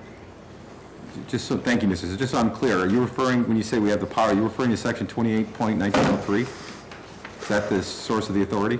28.1902. I see it in 28.1902. Are you referring to 28.1903? 1802. 1802. Mm-hmm. Which refers to variations. I just want to make sure I understand the point that's being made. Thank you for clarifying it.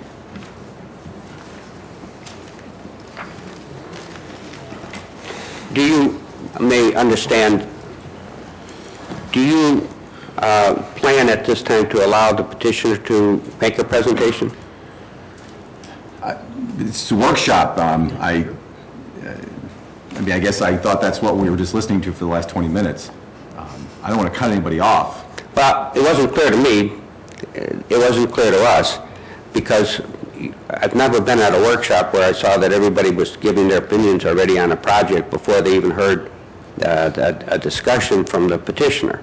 So I was thinking that maybe you had already decided that you were going to cut off the petitioner from making any kind of a statement. It's a whole lot of time out. I really have to say something. I've heard a number of things have been suggested, innuendos, that I think all of us would find very, very objectionable. We've sat here quiet and not responded to them. I don't want our silence on any of those points to be misconstrued that we agree with some of the things that have been suggested. For example, many of us have already met with the petitioners, more than once. We received a significant amount of information. I've read the Illinois Administrative Code. I've read the arguments. I've read the City of Chicago Heights case twice. I've read the report. So to suggest that no one has got any information from the petitioner, we've read the Plan Commission minutes. We've seen the staff report, and as you know very well, staff might recommend something, council might agree with it, they might not agree with it. Plan Commission might recommend something, council might agree with it, they might not agree with it. Happens all the time. But to suggest that we haven't gotten information on this or have gotten information directly from petitioner, that would be a misconception. That's not what I said. Well, then if I construed the suggestion or the innuendo to suggest that, then I apologize. But I want to understand that I see a great deal of paper and information, both in hard copy and electronic form, about this proposal, and multiple members of this council have met face-to-face with members of the petitioner's group. We appreciate that, so Mr. to Mayor. suggest that we don't know anything about this project and have prejudged it, I would disagree with it. It wasn't at all what I said. I am sitting here with a bunch of ordinances that I'm having a real problem with, as I explained earlier, because I don't see the navigation path through them. And that's really what would help me try to reach a conclusion, not a lot of the other things that I'm hearing, because they're extraneous. one's suggesting that a supported living facility is a bad thing. I haven't heard anyone say that. Mr. Merritt, what I was confused by is that you started out the meeting with each of the commissioners giving their position already on this before we had given our presentation, and then you went to public comment. Now, I had always thought that the petitioner would go first, and then the public comment, and then we would entertain, then the council would discuss the proposition.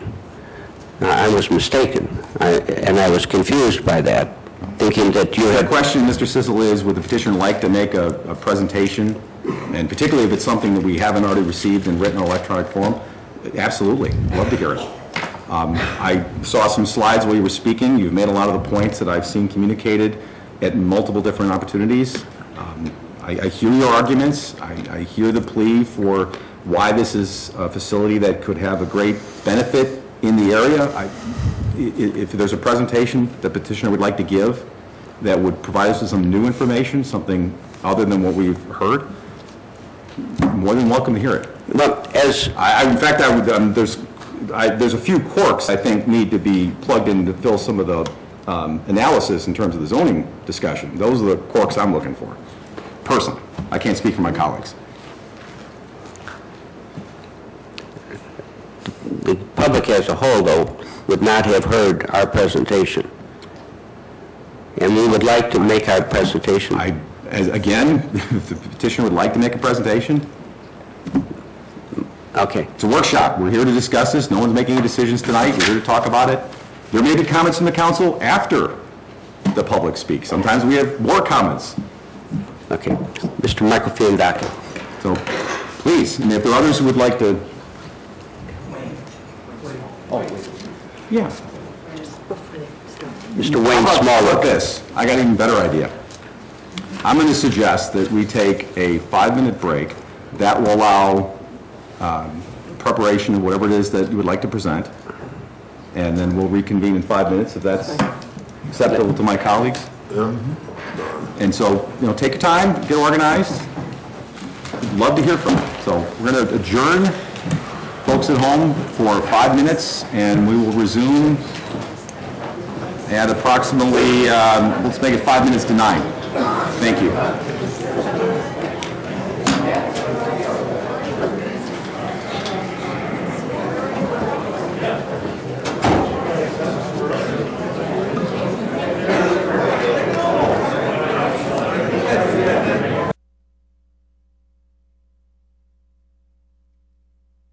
Welcome back to the second part of the November 13th, 2012 meeting of the Downers Grove Village Council.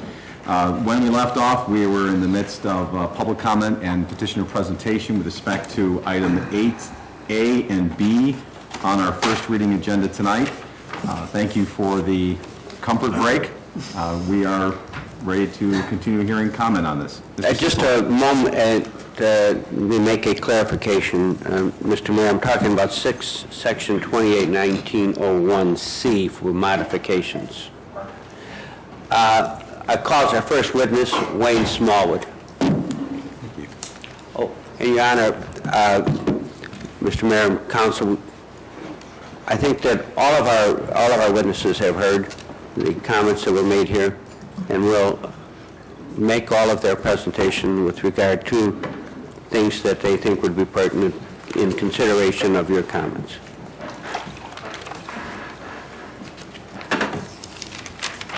Good evening, Mr. Smallwood. Good evening. Mr. Mayor, Commissioners, staff. My name is Wayne Smallwood. I'm the Executive Director of the Affordable Assisted Living Coalition. We're a small trade association headquartered in Springfield, and we represent the 138 operating supportive living facilities around the state of Illinois. Supportive Living is in its 13th year. It's the first facility became operational in 1999, and it offers seniors and persons with disability the option to live in the community in apartments. without having to rely on institutional care, which is where they went before this model was available. Illinois Supportive Living Program has been called the best affordable assisted living program in the country. It is Medicaid supported, and it does offer people who, once they spend down their own private assets, the ability to stay there. Under traditional assisted living, once they spend down their assets, they are required to find other locations. There are two types of supportive living facilities. One is a type for those 65 and older, so what you would consider a senior project, of which the Downers Grove application is one. The other type is those 22 to 64-year-olds with a physical disability. Out of the 138 operational sites, there are 5 of those in the state of Illinois. So it's primarily a geriatric model or a senior model, and that's what we're seeking here. Each applicant, including the petitioner before you, has had to undergo an extensive application process, different than other state programs. And I worked at the Illinois Department of Healthcare and Family Services for 33 years prior to taking this job in 2006. I was one of the authors of the Supportive Living Program, and I know that it was created so that we can offer our seniors and persons with disability this option that heretofore was not available. Each applicant that comes in is extensively vetted, and their business plan is reviewed. They have to have a market study. They must have an operational strategic plan. They must have environmental studies and zoning. And zoning is a critical factor, and I know it's one of the considerations you're dealing with tonight. The history of this particular site, the original approval was given when, in 2005, when 140 applications came into the state of Illinois, and we had to consider all 140 of those applications from all over the state. And Downers Grove was one of 74 that was approved back then. And it was approved to the Saratoga Grove site here in Downers Grove. They were going to do a conversion there, and they since determined they could not do it. Delta Development picked it up and did get approved for a change in ownership, and then they went before the state again to get a change in location from the Saratoga Grove site to the 63rd Street site, and then they had to go back to the well one more time to get approval for a change in location to the existing site before you. So the state has done that, but it's running out of time here because this site and this application had been extended for operational deadline, which is now February of 2013. So the petitioner has to have a decision on this and has to go to the state and show progress so that they're able to move towards certification of a supportive living facility. I'm telling you this because the time is running out, and it's critical that they have the time to show the necessary approvals to move ahead with the state. This is a rare opportunity for Downers Grove. It's every community where supportive living has been developed has been an asset to the community. This would be no exception. Many are located in downtown areas. There are 3 SLFs in DuPage County, Naperville, West Chicago, and Bloomingdale, and hopefully this could be the 4th one. But the state will not grant further extensions on this, and they have put a moratorium on new expansion in supportive living because they don't want to saturate the market or overbuild these. But Downers Grove was identified as a key area where they did need one of these sites. If I can just interject, Mr. Smallwood, I think it's important for everyone to understand that that sense of urgency that you just conveyed was not lost upon us, which is why we've actually prepared in advance to have opinions on this point tonight and not sit here and take this in for the first time. Sorry, I didn't know you had that. Well, it was actually because of the sense of urgency that was conveyed to us by the petitioner that we probably went above and beyond and prepared in advance for tonight. Thank you, that's great. I appreciate that point. A couple other points I did want to make is that there is a need for supportive living, as many have stated tonight, and you all heard the numbers about 10,000 baby boomers turning 65 every day, and the Downers Grove community is an aging community and will need this option. And I hope that you understand, too, that parking requirements for seniors, you've heard some allusion to this or a reference to this. I do want to mention that around the state, in the other 138 supported living sites, we've seen parking around 5% of the residents. So 3 to 5% is all we see that continue to drive. In this particular location, you're blessed because you will have not only access to the city transportation, but there is a senior transportation service here in the community, and the facility will be purchasing a bus to use for the benefit of the resident population who do not drive and need that help. No SLFs have gone out of business. That has been mentioned before, so this program is here to stay. It is a permanent program offered by the state of Illinois, and it is part of what they're hoping to do to solve their Medicaid budget crisis by reducing their reliance on institutional care. So I hope you'll find some way to allow this to develop in this community where it will be an asset. So thank you for your time. Thank you, Mr. Smallwood. Commissioner Waldeck, I had a question for you, so before you leave the podium. I'd be happy to answer. I'd be happy. I'm sorry. This is dynamic. Thinking that it is a workshop. Just a couple of quick questions. You know, I'm still having to deal with the zoning and special use situations, but I do agree that you know, the SLFs can serve a real need. SLFs are rather new, so the idea that some of them aren't going to go out of business. They're so new they really haven't had a chance to. 13 years. 13 years, okay. And let's see, in talking to the petitioners, a lot of these folks are on Medicaid. Our experience around the state is around 60% Medicaid, 40% market rate or private pay. This business plan for this community is a 50-50 payer split, I believe, so they're anticipating that there would be 50% Medicaid and 50% private pay. Okay, because some of the arguments that were presented is that these folks who really are going to go out and shop and be a big boon to the local businesses. I was looking. I was doing a calculation on 100%, so I can probably change that. But under Medicaid, you basically take their income as their rent or cost, and they're left with $90 of spendable money per month, which at 120 units is approximately $10,800 that they would have in spendable income. They probably don't need to buy groceries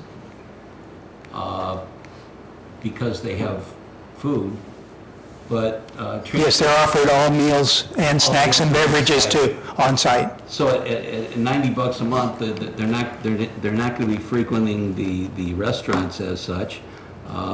They may buy, I don't know, some books and cards and things like that, but out of that $90, they have to pay for their transportation, and I'm sure that unless it's provided, sir. Right, and there is one bus, but you're talking about 120 people that are elderly and need medical care. So they're going to be going to doctors and going in for tests. Are dialysis patients allowed in these facilities? Sure, yes. Okay, so if you have a dialysis patient, they're going to need transportation 2-3 times a week at varying hours. So, you know, I'm just trying to understand that, you know, I don't think that that one bus, that there will be sufficient transportation. Village resources for transportation probably would not cover it because one trip is going to be $20, so I don't see a lot of spendable income going into the downtown area.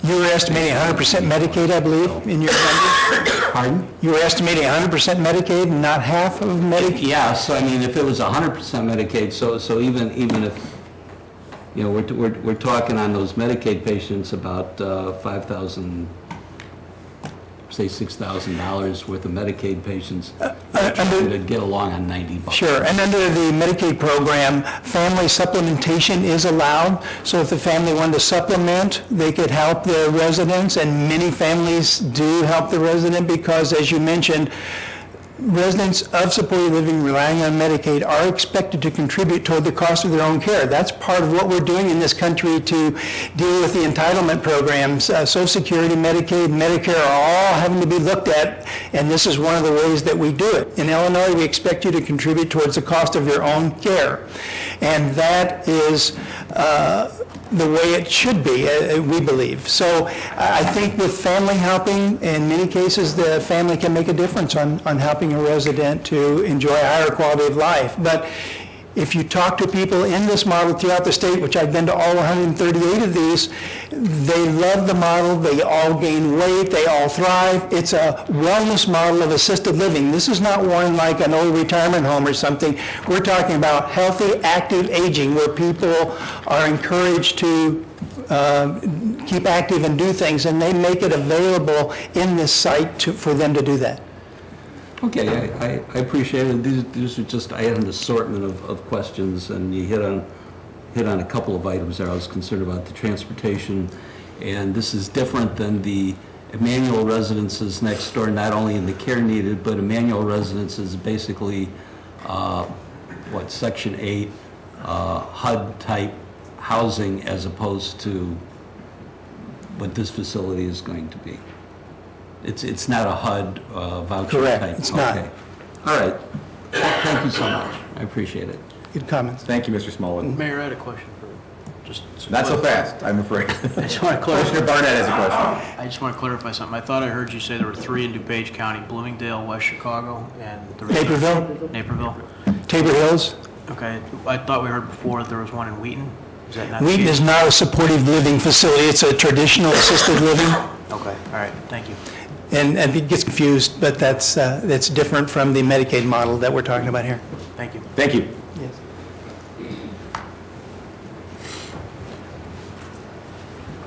Good evening, sir. Good evening, Mayor. Good evening, Commissioners. Good evening, staff. I'm Tom Travato. I'm Director of Housing. I apologize for the equipment. That's okay. I'm a little bit used to that kind of a thing, if you'll bear with me, too. Should take the shoes off and the inserts. I've got about 16 years of operational experience with seniors. I've had the opportunity to open up 4 supported living facilities since its inception in 1999. One of the earliest communities was down in Joliet. I actually grew up not too far from here, spent a lot of my time as a youth playing hockey right down here on Maple Avenue for the Downers Grove Huskies. So when I had the opportunity back in 2005 to actually help petition to have a supportive living license come to Downers Grove, naturally I was very excited then, as I've been very excited with this particular group, especially post-2008, to be able to have a great community here in Downers Grove, to be able to have a great developer, to be able to secure the financing, and to be able to ultimately serve seniors is an extreme privilege and honor. As I said, I'm a Director of Housing Operations for Presence Health. Presence Health a year ago merged with Resurrection Health, and therefore our new name is Presence Health. That makes us the largest Catholic health provider in the state of Illinois. So we own and operate several hospitals, skilled nursing facilities, assisted living communities, independent, supportive.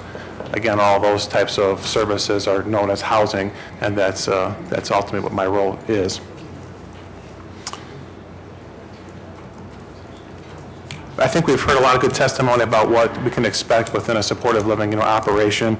Just to highlight quickly and briefly again, we are talking about 3 meals a day, so dining services, breakfast, lunch, and dinner. We have a wellness program. We have activity programming both inside our community and, of course, outside. We have our administrative functions, naturally, environmental services, primarily providing housekeeping, safety, security, things along those lines. And, of course, we do our marketing.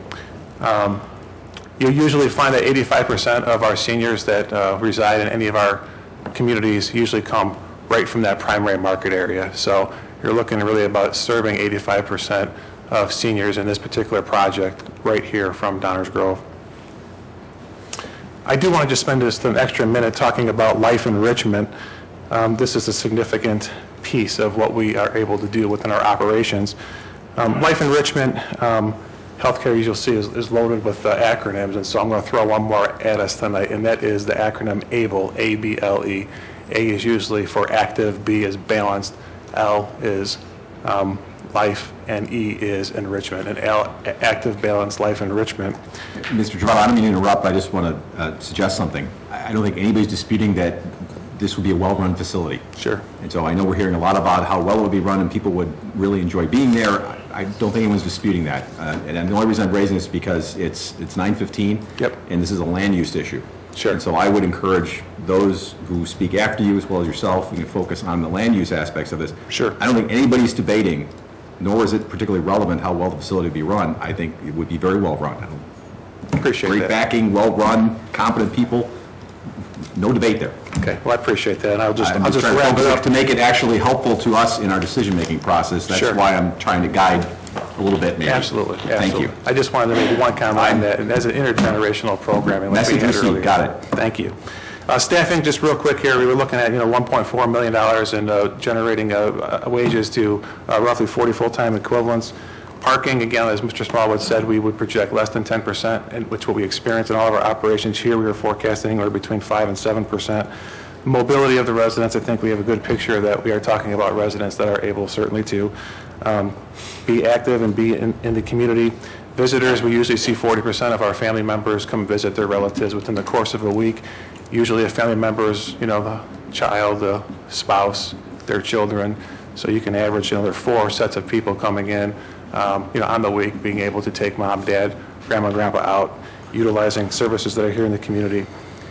And I think just wrapping it up, I can appreciate the comment, when we are talking about supportive living, that we are, in fact, having a program where when people spend down their resources, this is a setting in which their quality of life and dignity can remain intact. And even that worst case scenario, 50% of individuals having a more limited, disposable income is still better, in my personal opinion, than 100% of an empty bank with nothing happening back in the community. With that, I'll close, and if there's any questions, I'd be happy to answer those for you. Thank you, Mr. Travato. As long as you're at the podium, any questions from the council? I think you're going to be spared for the moment. Sure. Thank you, Mayor.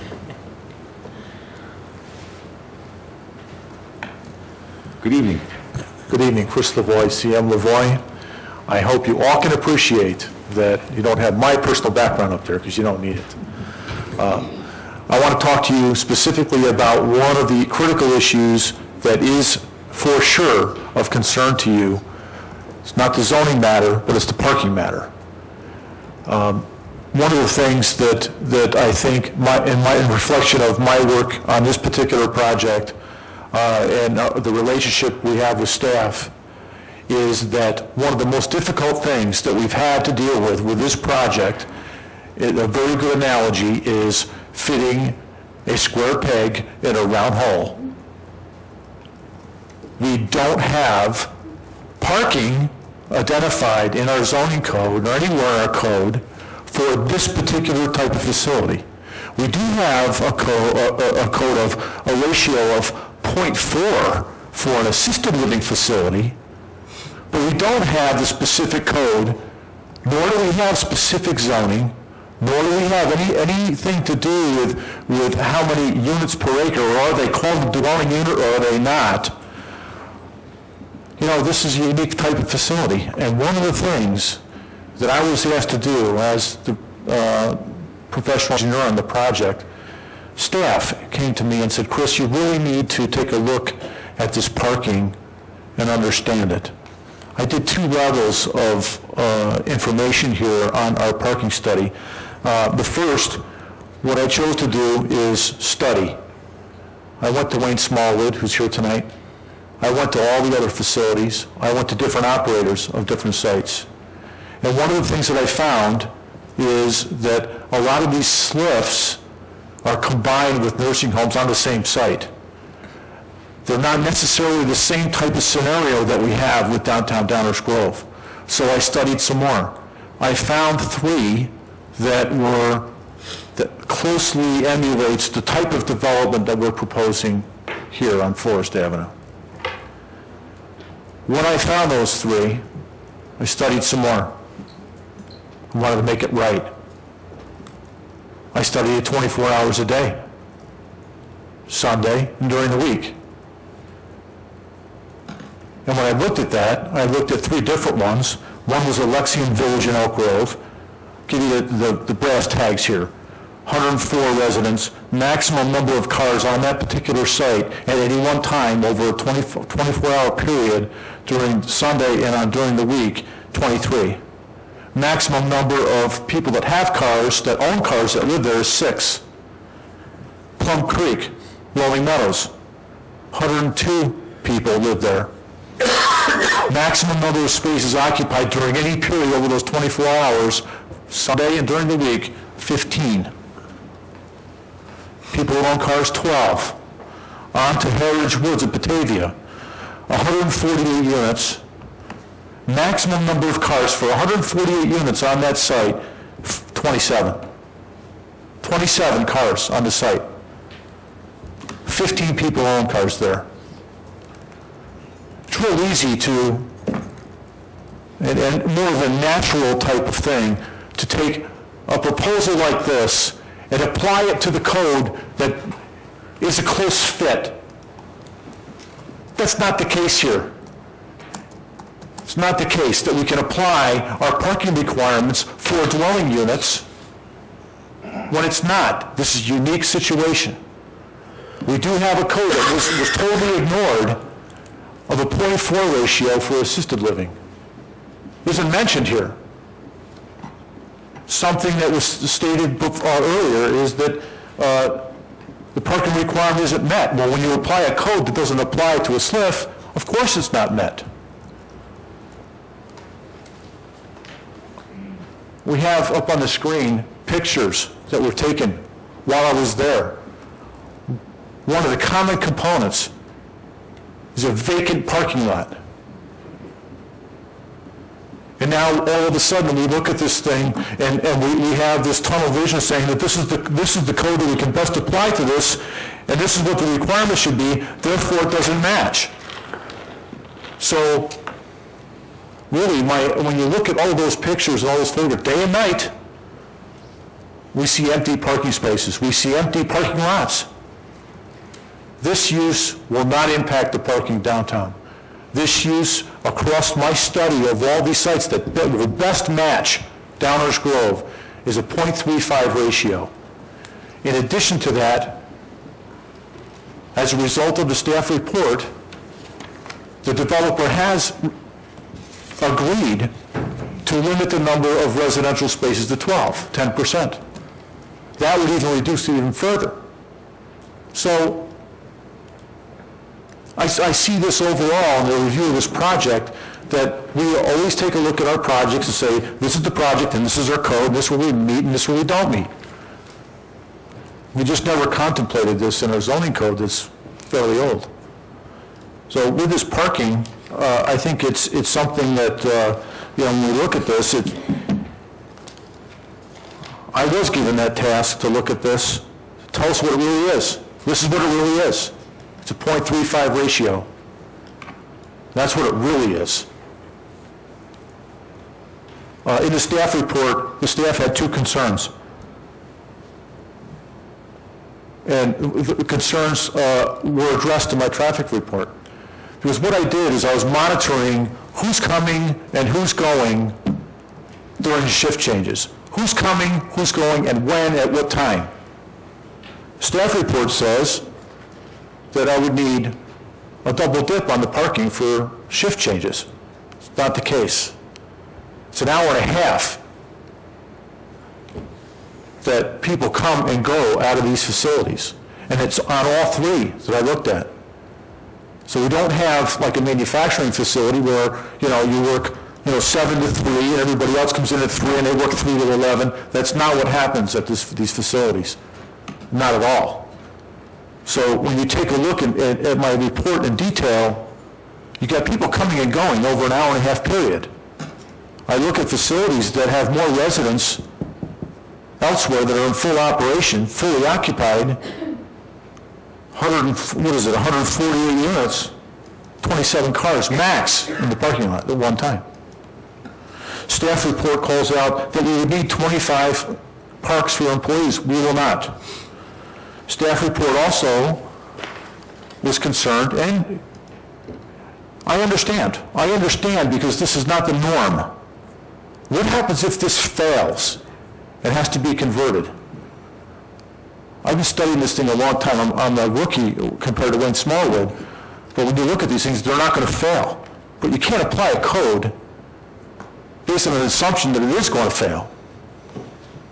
It's not going to fail. This is what the parking requirement is for a SLIF.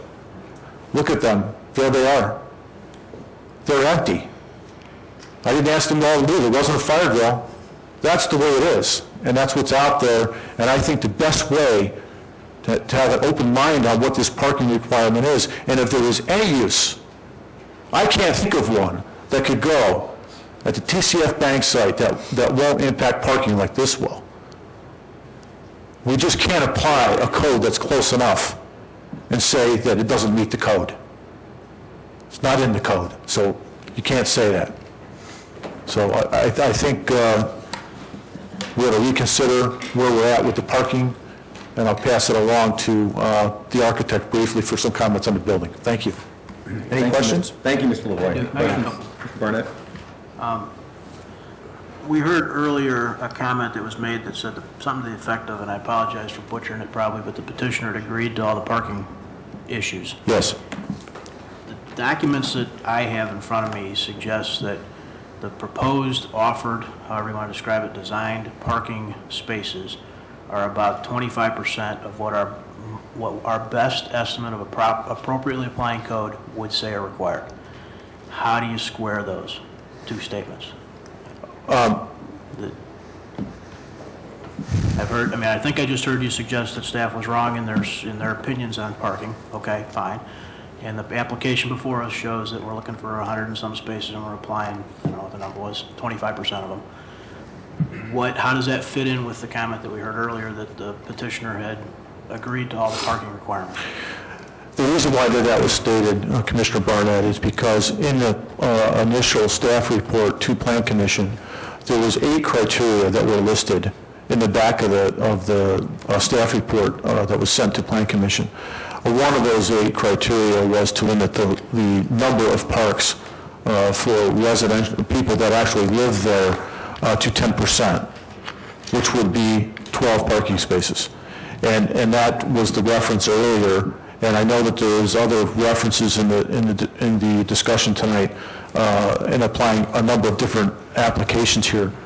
But my information is based on real life numbers and studies that were done at facilities that are operating now. I understand the study, and it's a well-done study. I just want to make sure that we're all clear in the public record that there's 8 or so criteria, and our best guess at applying the proper zoning, and most of that is not met. It's requested that there be something different, to use Mr. Sissel's words, amended or sorted out. It's not that the petitioner is saying, we recognize your parking rules, think they're appropriate, and are going to meet them. That's not the question. That's not the issue, right? No, I think that part of the recommendation and one of the main components, other than the zoning component, was the parking component. Yeah, right. That I think the staff report said that we would need, in fact, we could go back to it, but it was significantly higher because we're applying it to as if you and I were living there. Right. And we're not. So it's something that certainly takes a lot of out-of-the-box thinking about what we need, how it would impact our downtown parking lot, or if not, with a specific application.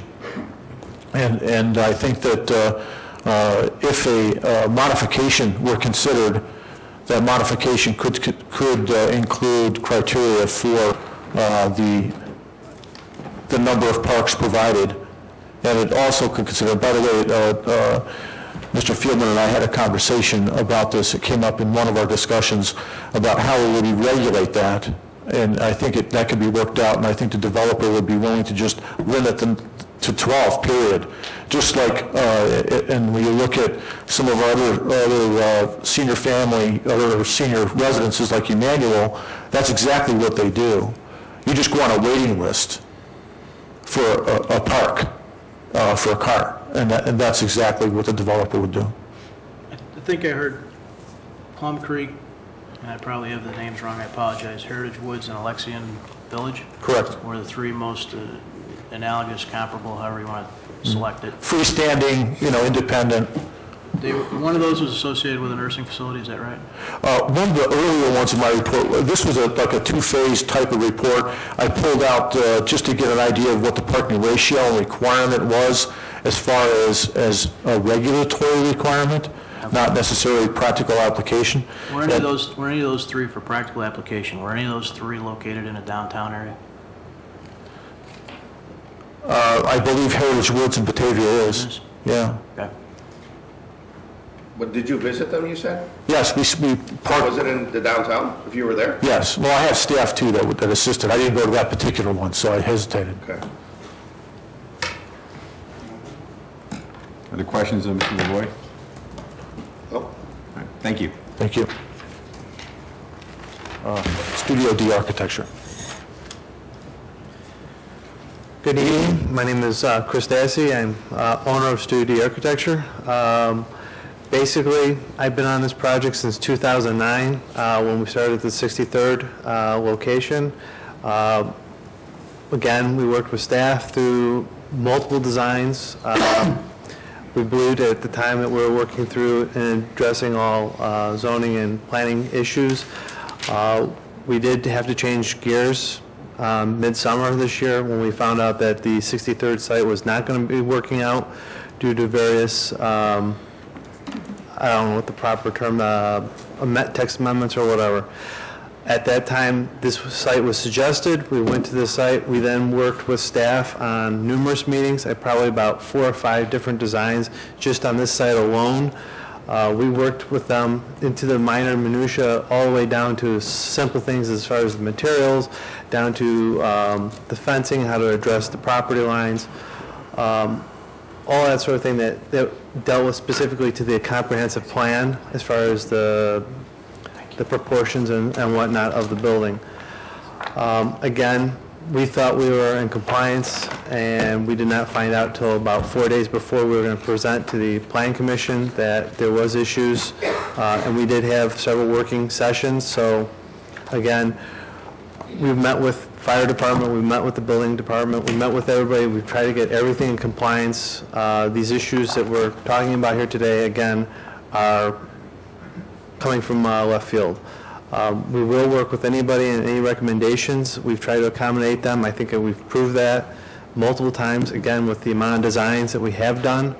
And we're here to stay as far as work on this project. So if you have suggestions or you have feedback, we're here to work with you on it.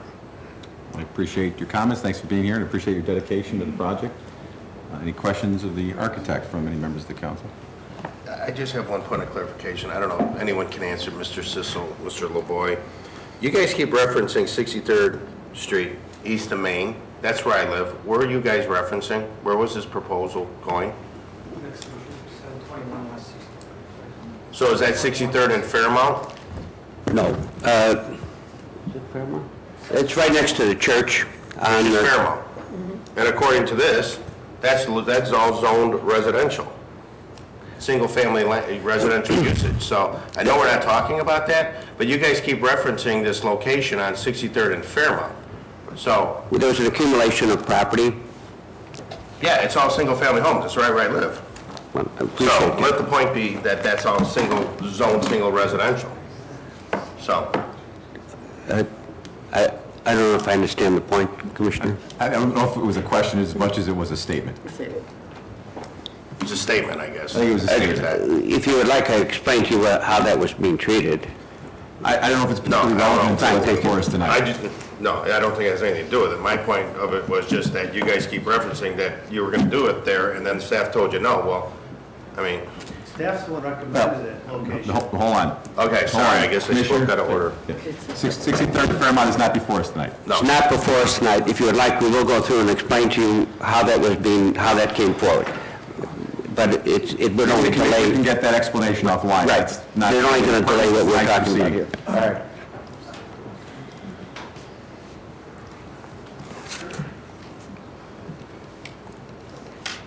Hey, any other speakers on behalf of the petitioner? Or otherwise, I'll open it back up to any other members of the audience who've been patiently waiting.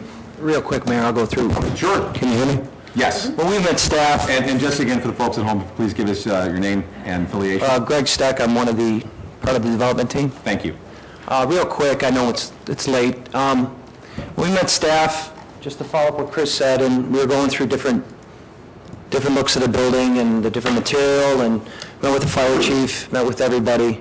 One of the big things that they said is it's got to be a community development. You got to work with the local people here. We'd like to see, if you're going to bring in 40 employees, 140 construction jobs, we want you to go out and reach out to the downtown vendors. So I did.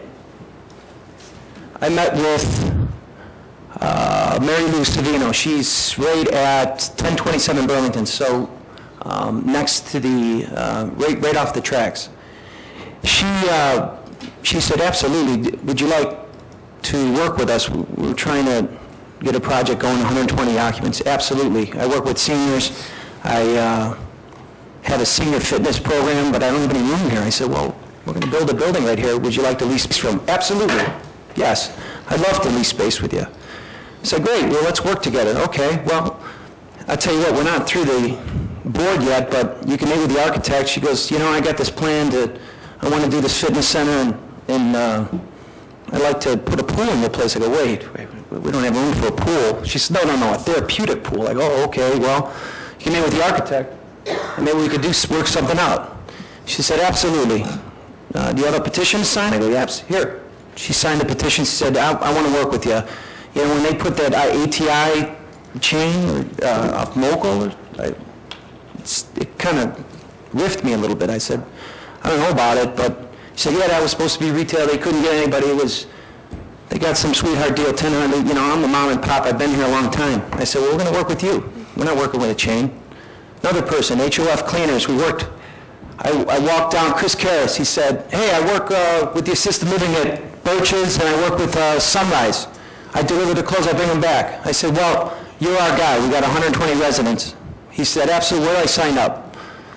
Pinecone Cottage, Pamela Gerald's, I met her and her husband. She said, that's right next to the assisted living facility. She said, absolutely, I'll work with you. In the wintertime, we talked to the activity directors. I said, well, we don't have an activity director. She said, great, we have tea parties. So I go, we'll be 50 yards away. She goes, bring them in. I said, well, wait till we have an activity director. You could talk to that person and schedule it. Fair game, this guy's awesome. I talked to him 3 times. Josh Stein, I met his wife too. He's right off of Main Street. He just came in there, he's got Thursday night games. He said, listen, absolutely, 1,000% on. I'll come in, I'll play games. Seniors love board games. I'll come in, I'll bring the games. I said, we're going to buy all our games from you. We have it in the budget to buy board games. We have a multi-purpose room. Carlson's Paint and Art Supply. This lady's great, Linda McDonald. I said, listen, we have a multi-purpose room, we like to paint. I said, we're going to buy all our paint from you. She said, where do I sign up? Yep, absolutely. Here's another one.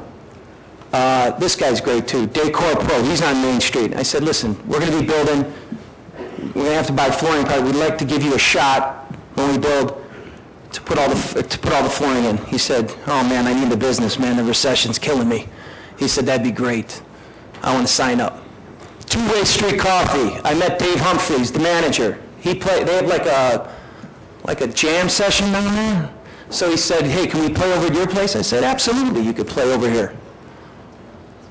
Heritage House Florist. This is like a wife-husband team. They signed up. We'll buy all our flowers from you guys. Absolutely. Bring it on. Downers Grove Community Bank. Joe Bisick, he works for Wintrust Bank. We're going to put all our deposits right next door. Let me say that again. We're going to put all our deposits right next door. So he was absolutely, I thought he'd be here tonight, but he was at Plan Commission. Angelo's Pizza, Lou, great guy. We had pizza there this week. He's a great guy. We're going to be ordering all our pizzas from him. We have pizza Friday night. Verizon Wireless, I met with the manager there, the new store that just went on Main Street. Our 7 management team will order all our phones from him. This guy's a great guy. Roger LaRose, he's at the Warren Clinic. He said, I will lease space from you. We'll have a room for you. He goes, I want to lease space from you because these are the type of people, I mean, I've been doing this my whole life. He said, I'd love to have 120 more customers. Larson Eye Center, I met with the manager there, Dawn Kisling, she's great. She said, absolutely, we need it. And then he was here tonight, Doug Marks. We're going to get he's the hometown pharmacist. We'll be getting all our anything dealing with pharmacy from him. And then real quick, I know it's late, here, Granger Industry Supplies, Sean J., we met with him, so all of anything we need from Granger, we'll get from him. Grant's Auto Appliance, I met with her, we're going to order 120 fridges and small microwaves and fridges from her. She was elated. Work with the elevator service here. Mark Carlson, 2468 Wisconsin. He's been 1981. He's been here. He inherited his father's business. He goes, man, I need it. We're dying. I met with Ebersol Printing. They'll do all our printing. Ken Ebersol. He's a longtime guy. They got a park named after him, or his family. Sodexo Integra. Dan Lucy. These guys, they call me up because we'll be spending roughly, I don't know, I think it was $1,800 a month, $54,000 a month in food. And they're in Downers Grove, so that's sales taxable. So $650,000 a year we'll be spending in food in Downers Grove. So if the residents are some Medicaid, they'll get $90 a month, we're $650,000 in food. So that's sales taxable to Downers Grove. And then Joe Nagy, Anchor Round and Rounds, he was for the project as well. So there's a list of all the businesses in the downtown area that want to work with us. I think they all had it's a recession, we need the help, absolutely, we welcome it. Where do I sign up? Just go through this real quick. I reached out to the 2 work-study people at Downers South and Downers North. Obviously, you got your little Mustang Way and the Downers North insignia. Mark Molinari runs the work-study program at Downers South. He reached out to Jan Jacobson. We said we want to, not only, it's a community project, not only want to work with the vendors in the community, we also want to employ high school kids that can do some of the work. Well, what can they do? Well, they could work as a resident assistant, basically help out the CNAs. What else can they do? Well, a lot of high school kids want to be cooks. We could put them in the kitchen. They could help with the food. Programming. They could work with the activities director. They could also, high school students from north and south can work in the environmentals with a stationary engineer. So we absolutely have opened up the door and reached out to the high schools, and they are welcoming it. Because you know what they said to me? We can't find our kids jobs right now. We can't find our kids jobs right now. 40 permanent jobs, 140 construction jobs. There's the petition. I got 30 of them. We'll give them to you. So I know it's a zoning issue, but it's a little more than that. Here's the building that staff told us to model off of in Park Ridge. I'm going to hand it off to Michael Fiendock.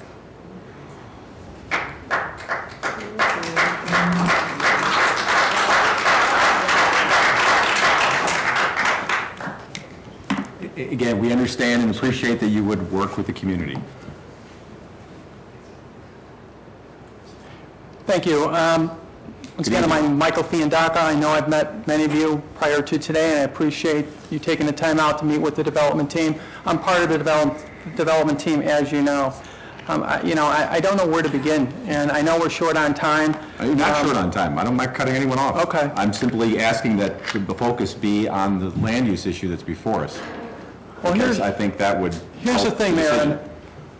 Here's the thing, Mayor, on that issue. We've reached out to staff to try to resolve that issue. And I've heard that too. Right. And the decision is ours. I understand. And it really doesn't help to make accusations. No, what I'm saying is, because sometimes we agree with staff, sometimes we don't. Sometimes we agree with the plan commission, sometimes we don't. Sometimes we agree with petitioners, sometimes we don't. We're trying to make a decision based on information presented to us. We were asked to do it on an expedited basis.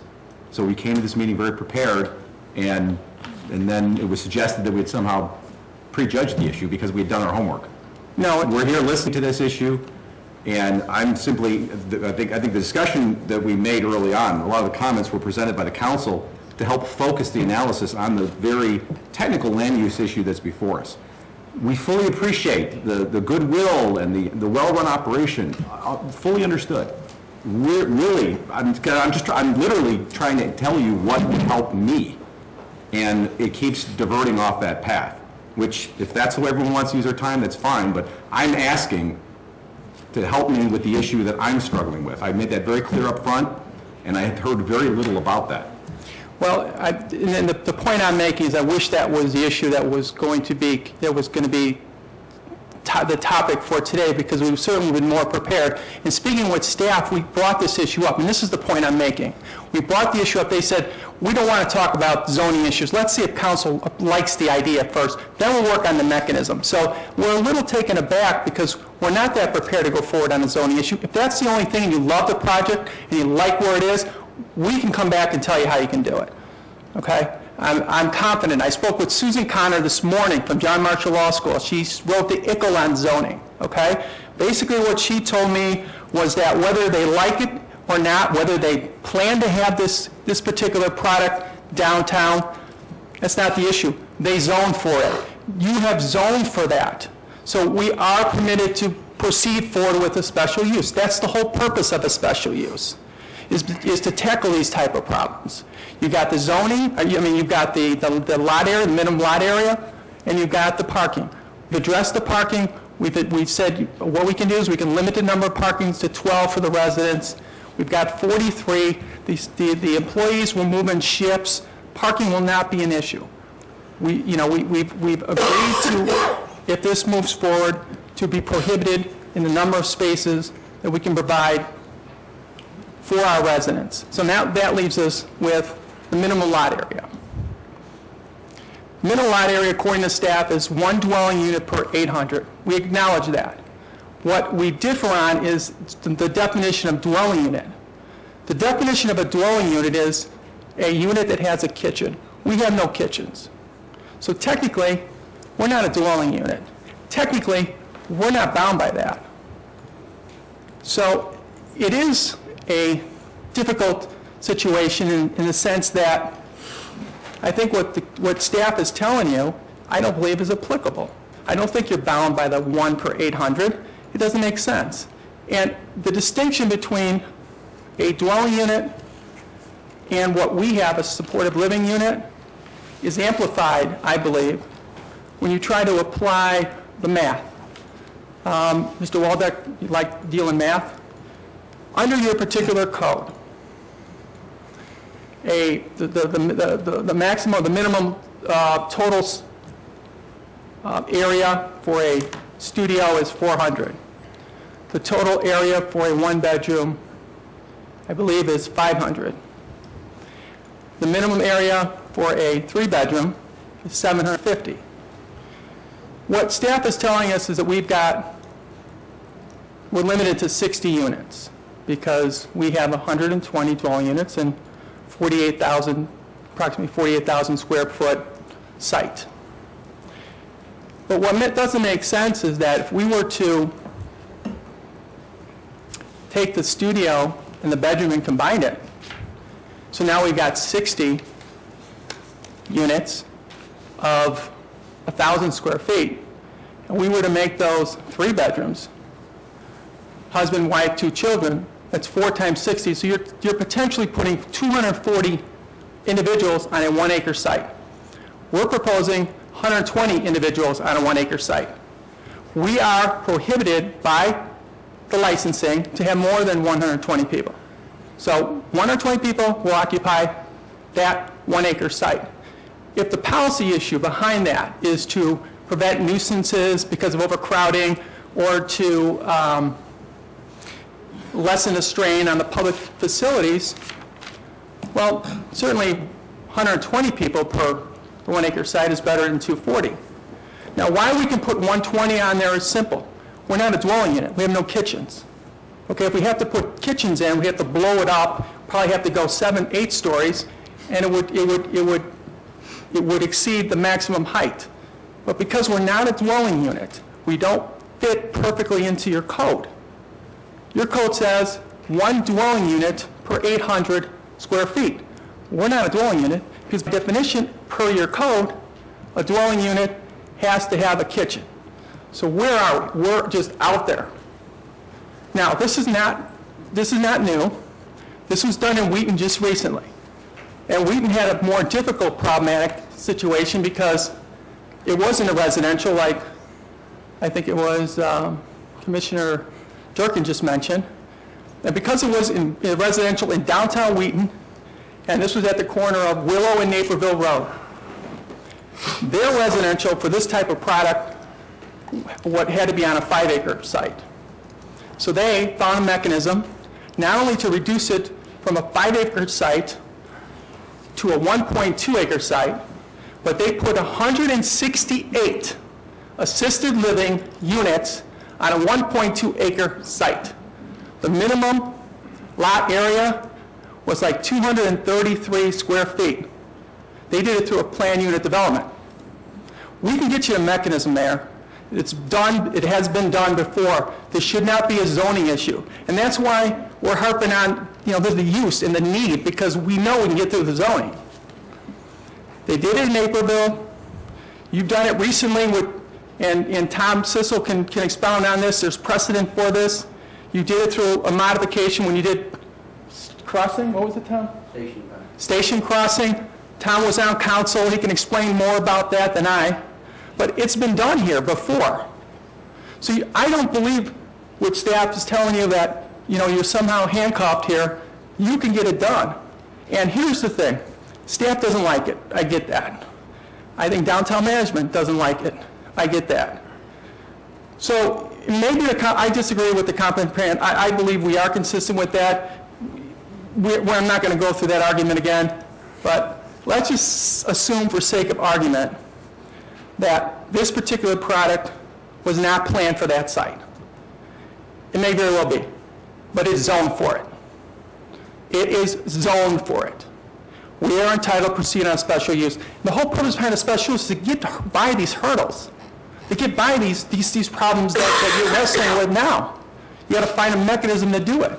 You can do it through a modification, you can do it through a text amendment, you can do it through a planned unit development. And here's the beauty of it. You can limit it specifically to a SLIF. And you will not get another SLIF in this town ever. So you can rest assured that this issue will never come up again. You're not opening Pandora's box for anything. Limit it to a SLIF. And all that talk about failure and what happens if the SLIF fails, very simple. You put in there that if this thing fails, it reverts back, and if we want to convert it back to anything else, we have to adhere to the present zoning, whatever it is at the time. That's it. Right? I mean, it's that simple. I think we're overcomplicating this, and I think it's not a zoning issue. It wasn't a zoning issue in Wheaton. They found a way. And I know that you are all bright, and I know, and I know that if you really want this here, it can get done. So don't say it's a zoning issue. I disagree that you're handcuffed, that there's no way you can prove this. You can approve it. They did it in Wheaton. 168 units of assisted living. Wasn't supported living, but there really is no difference other than the Medicaid component. They put 168 units on a 1.2-acre site. The MLA on that, minimum lot area, was 233. And there's others. Hinsdale, put the slide up. It's up.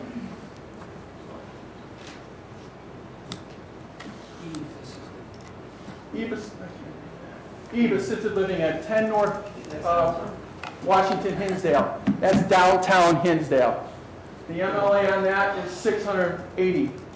Plymouth Place, 315 LaGrange Road in LaGrange. Is that downtown? Yeah, right north of the tracks. That's just north of the tracks downtown. The MLA on that is 428. We're asking for 400. But the big one that glares out is the one they just did, the one they just approved, and that is at Willow and Naperville in the heart of Wheaton, and the MLA on that is 233. We're asking for 400. So parking's not an issue because we've already agreed with staff that we're going to limit it to 12 per all residents. So basically we have 12 spots to allocate for the residents, and the rest is for visitors and staff, and staff's going to be in shifts. I don't see why we can't get by this hurdle. I really don't. if you're serious about moving forward and you think this is something that's going to benefit the community, which it certainly will, you know, we can sit down and we can work through this, because I know they did it in other communities. They did it in other communities because they understand the significance and the benefit this is going to bring to the community. You know, 40 jobs, $1.4 million in wages a year.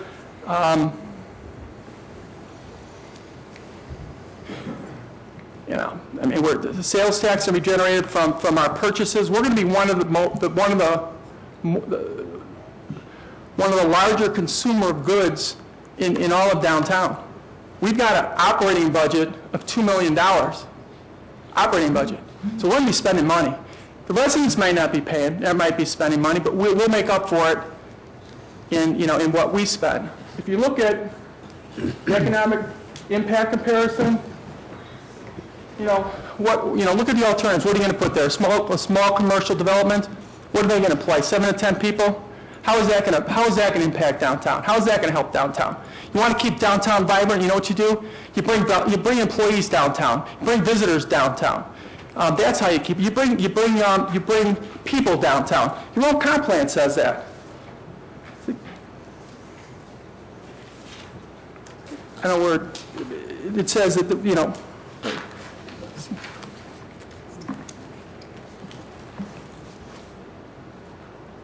One second. Let me find that. Sorry, it's on page 149. Okay. Yeah. I mean, that's how you keep downtown vibrant, because you know what's going on right now? Multiplying box stores and urban sprawl. That's what's going on. I mean, for a retailer to come down here and be on Main Street, there's better demographics. Closer to 355 on Ogden Avenue, that's where they want to be. So how do you keep downtown vibrant? You keep it because you pack it with people that are going to walk downtown and use downtown facilities. You heard that woman who manages at these facilities. These people get out. They spend money. And if they don't spend money, they certainly have visitors. I would hope you don't think they have any loved ones that aren't going to visit them. They're going to come downtown. They're going to take them out. They're going to spend money on them, aren't they? I mean, I don't think it's proper for Mr. Waller to go through, well, he only got $90. But what about their visitors? What about their loved ones? They're going to spend money. So he was just simply asking. I know. I understand it. We understand your point. One other thing, because I know that I'm jumping around because I know we're short on time. One of the concerns I think of Mr. Barnett was, is this ever been done downtown or in a downtown location?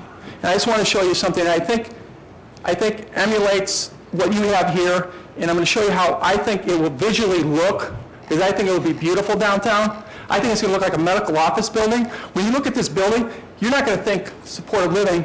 You're going to think it's a medical office building, because on the first level, we have all offices. And on the other half, it's going to be parking. But it's going to look like this building right here. This is in downtown Park Ridge. Go to the front one. All right, that's the front of it. That's at the corner of that is Northwest Highway and Toohey Avenue. Look to the left. Okay. That building right there, that's an assisted living. 135 assisted living, right in the heart of downtown. Next one. There it is on the back. It's a summit. It's called the Summit of Uptown. Keep going. There it is to the left. There's the traffic going downtown. You have shops to your right, shops behind it, and shops to the left of it. Keep going. See the little thing to the right? That's the bus. That's their bus. All right, that's for the residents. That's where they are. Right in the heart of downtown. Keep going. And of course, it's right by a train track, so that the visitors can come and use the train to go visit their loved ones. It's been done. That building looks beautiful downtown. That building, it fits perfectly because it looks like an office building. You're going to have a beautiful 5-story building downtown. When you take the train, you're going to see this thing. It's going to be stunning. It's been done before. Everything we are proposing has been done before. You're not going to be the first. So, I'm passionate. I apologize if I've offended anybody, but what you're seeing today is just the tip of the iceberg. We have worked so hard to get it to this point. And we've done so under the premise that this is something that's really good for the community. I mean, just to get this far, we need support letters from the municipalities. We had, you know, representatives in the past Mayor Sandick. You can't even get this far without that, because the state requires it. And we've been operating for so long on the premise that this is something that, you know, that the community would welcome, because it is such a unique product. And yet we get to this point and we're kind of, you know, we're struggling now. And it's you know, it's just something that, you know, we want to see it through. You know, I think the fact that you have it zoned, getting back to the zoning there, because I know that's what you're wrestling with the most now. Remember, the comp plan is not law. Your zoning ordinance is law. The comp plan is a guide, okay? And in your zoning, you have you have made this a special use. You know, may not have planned for it, may not have planned for having this product downtown, but you zoned for it. So, you know, it's well within your ability to move forward to get this done. If you're wrestling with the mechanism, we'll supply you with the mechanism. You can take a look. I encourage you to take a look at how Wheaton did it, because I think that's the best example. They really, really crammed down their MLA from like, I don't know what it was, 800 to 233, and they had that other additional problem of the 5-acre site. They had to reduce that as well. That's the issue we had on 63rd. We tried to acquire more land, but that's not relevant here. So I want to thank you all for listening to us. If there's any questions, I'd be happy to try to answer them. Sure. Commissioner Schnell's been waiting patiently to ask one. I actually have a question, going back to one of your comments. When we met, one of my questions, because you went through all the plans, one of the questions I had was, obviously in a studio you can only have one person, but you had mentioned, or someone had mentioned while we met, that in a one-bedroom apartment or one-bedroom facility, whatever, the term dwelling unit, you could have a couple. What you just said now, that there cannot be any more than 120 residents in the buildings. So which is it? When we met, I was incorrect. I have since been talked to Tom Travato, who is the expert on this, and it's basically the state licenses for 120 beds. So. So two people can't share the same bed if they're married. Well, I mean, and I guess that's what I'm, because I've read the whole. We got a copy of the supported living facility report from the state, and we read it too. And it's, you know, I'm trying to figure out, is it 120? Could it be 180? I'm getting mixed reviews from what I've been told, and that concerns me. So I'm just trying to figure out what is it. So that's. I can defer that to somebody might better answer that. I mean, that's myself. We can get the answer. I mean, I don't need it right now. All right. I'd like to have it by next week if at all possible. The state code is, as long as they're 450 square feet for the one bedrooms, a couple can share that bedroom. And these will be, I'm assured, these are 450 square feet for the one bedroom, so they can. So they're 400? Well, if they're only 400, they cannot. Okay. Yeah. Okay, sorry. So it's one. Okay. Yeah, 120 max. Okay. Commissioner Newstead had a question. Thank you, Mayor. A couple of points. Mark, you just told us and you showed us about 4 or 5 slides of assisted living facilities in and around downtowns in Illinois. And then you said there's no difference between a SLIF and an assisted living. I'm looking at slifillinois.com, and they say specifically that SLIFs have to have a sink, microwave oven, or stove, and refrigerator with a separate freezer and compartment. That sounds like a pretty well-loaded kitchen to me. We're talking about kitchens, we're talking about SLIFs. Are the pictures and options that you're showing us assisted living things that you want us to compare to the SLIF, or as we've heard from your experts, SLIFs are different from assisted living? I got a little confused there from your remarks, because I think they're different and their services are different, they're regulated by different agencies, and I think we have to be very clear about what we're talking about here. And when you're using those other areas as densities and other things, they're not equal. They are not equal. And I was at the one in Wheaton not too long ago. I saw it. It is close to the downtown. I think we saw a map of the one in Batavia that, Mr. Lavoie told. That's not in downtown Batavia. So we need to get our facts very straight here. Some of the comments that we're hearing tonight are staff gets to choose, and staff likes it and staff doesn't. You guys have developed lots of projects before, I'm sure, lots of successful projects. Everybody in this room has. As you know, the village council is very much responsible for the outcome of everything. Staff is a guiding point. Staff helps petitioners get to the points they need to get to, but we are the ultimate decision makers. So regardless of whatever staff's opinion is on a specific project, they have to prepare the information as fit by our codes. That's where we are. That's where I'm at. Just wanted to share that with you. But I do want to know what your comment about there's no difference between a SLIF and assisted living really meant. The only difference between assisted living, there are some minor technical differences. As you mentioned, these SLIFs are regulated by the Department of Health and Family Services, but the only real difference between the two is that the SLIF has a Medicaid component, whereas the assisted living is all private pay. That's the real significant difference. Are assisted living facilities regulated with the different list of things here? Emergency call system, heating and cooling controls, private telephone lines, the door that locks from the inside, all the different lists and lines up of things that I'm reading here on this site? I think Mr. Smallwood, Commissioner, could better answer that than I. The answer is yes, it's a different code, different requirements. What are the differences? So they're different. Assisted living is different from SLIFs. It's different in some respects. When you look at the living style and the lifestyle and the way the buildings are laid out, they all look the same, and they mirror one another pretty much. What's different is the code that's applied and some of the medical requirements. There are automatic discharge requirements for assisted living under the Assisted Living and Shared Housing Act. So there are certain conditions where you have to discharge people from that you won't find in supportive living. So you also need a doctor to certify that a person needs assisted living, where under the supportive living program, it's a nurse that can validate or maintain the health status. Thank you. So there are a lot more differences than just the Medicaid component. Correct. Thank you. That's all I have, Mayor. Thank you. One other point, Commissioner, the one in Wheaton that we've been referencing has not been built yet. It's been approved, but it hasn't gone up yet. Other questions, Commissioner Waldeck? Maybe not so much a question, just a comment. You know, when I was doing the math on the Medicaid, some of the arguments presented had to do with all the money that was going to be spent by the individuals, and that's why I did that little exercise in math. You also presented other testimony that that the families would come in and that there were other opportunities, but my question had to do more specifically with that particular subject.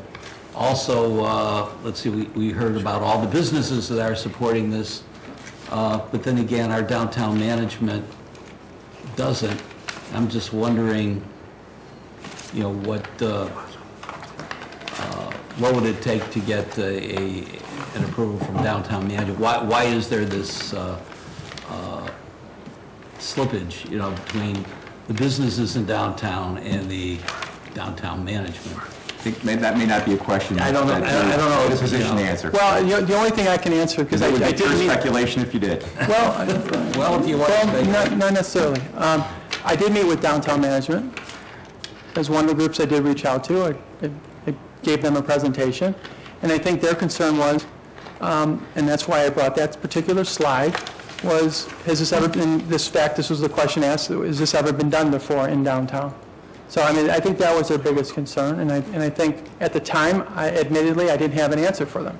But since that meeting, the answer is certainly yes. There's one in Hinsdale downtown. There's one in Des Plaines, downtown Des Plaines, right near the Metro.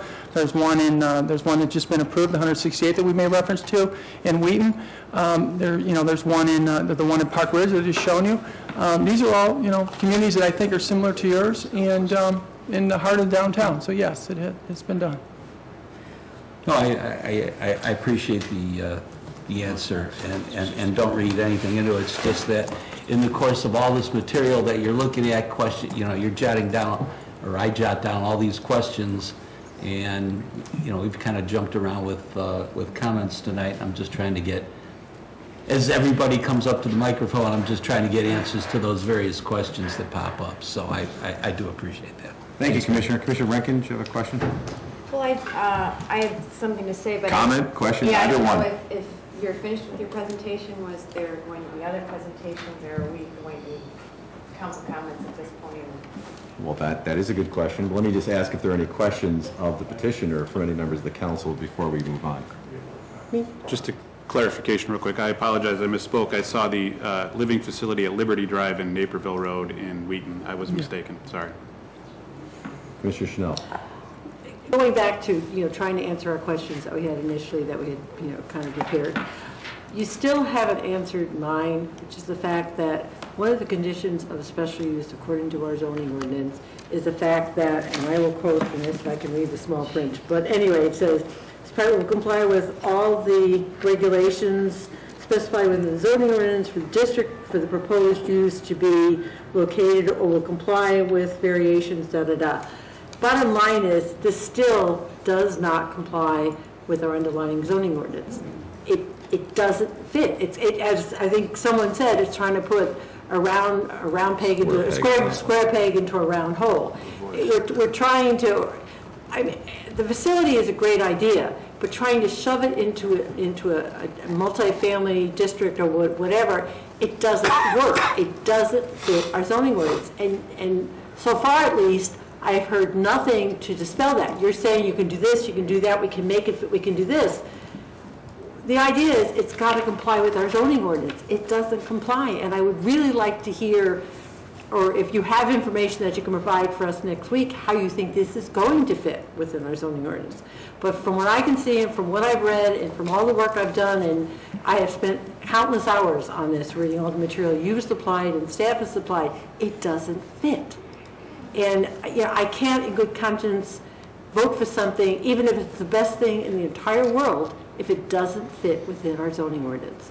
So I need to get that information, and I need to get it before we eventually vote on it. And the mayor's asked for it, we've all asked for it in different ways, we still haven't gotten that information. So if you can supply it by next week or whenever it is we decide to put this on for a vote, I would greatly appreciate that. Wonderful. I will certainly make every effort to try to get that more clear. I appreciate that. Thank but you. I mean, the bottom line, that's where I am. Okay. I can't do anything unless I at least have your interpretation of how you think it's going to work. Because from what I've read and from what I know, and I spent 8 years on the Planning Commission and 25 years up here, it wouldn't work. So, but if you have a reasoning or something that you can tell us as to why you think it will, I'd love to read it. Thank you, Commissioner. Sorry. No, it's all right. Commissioner Barnett. Thanks, Mayor. I'm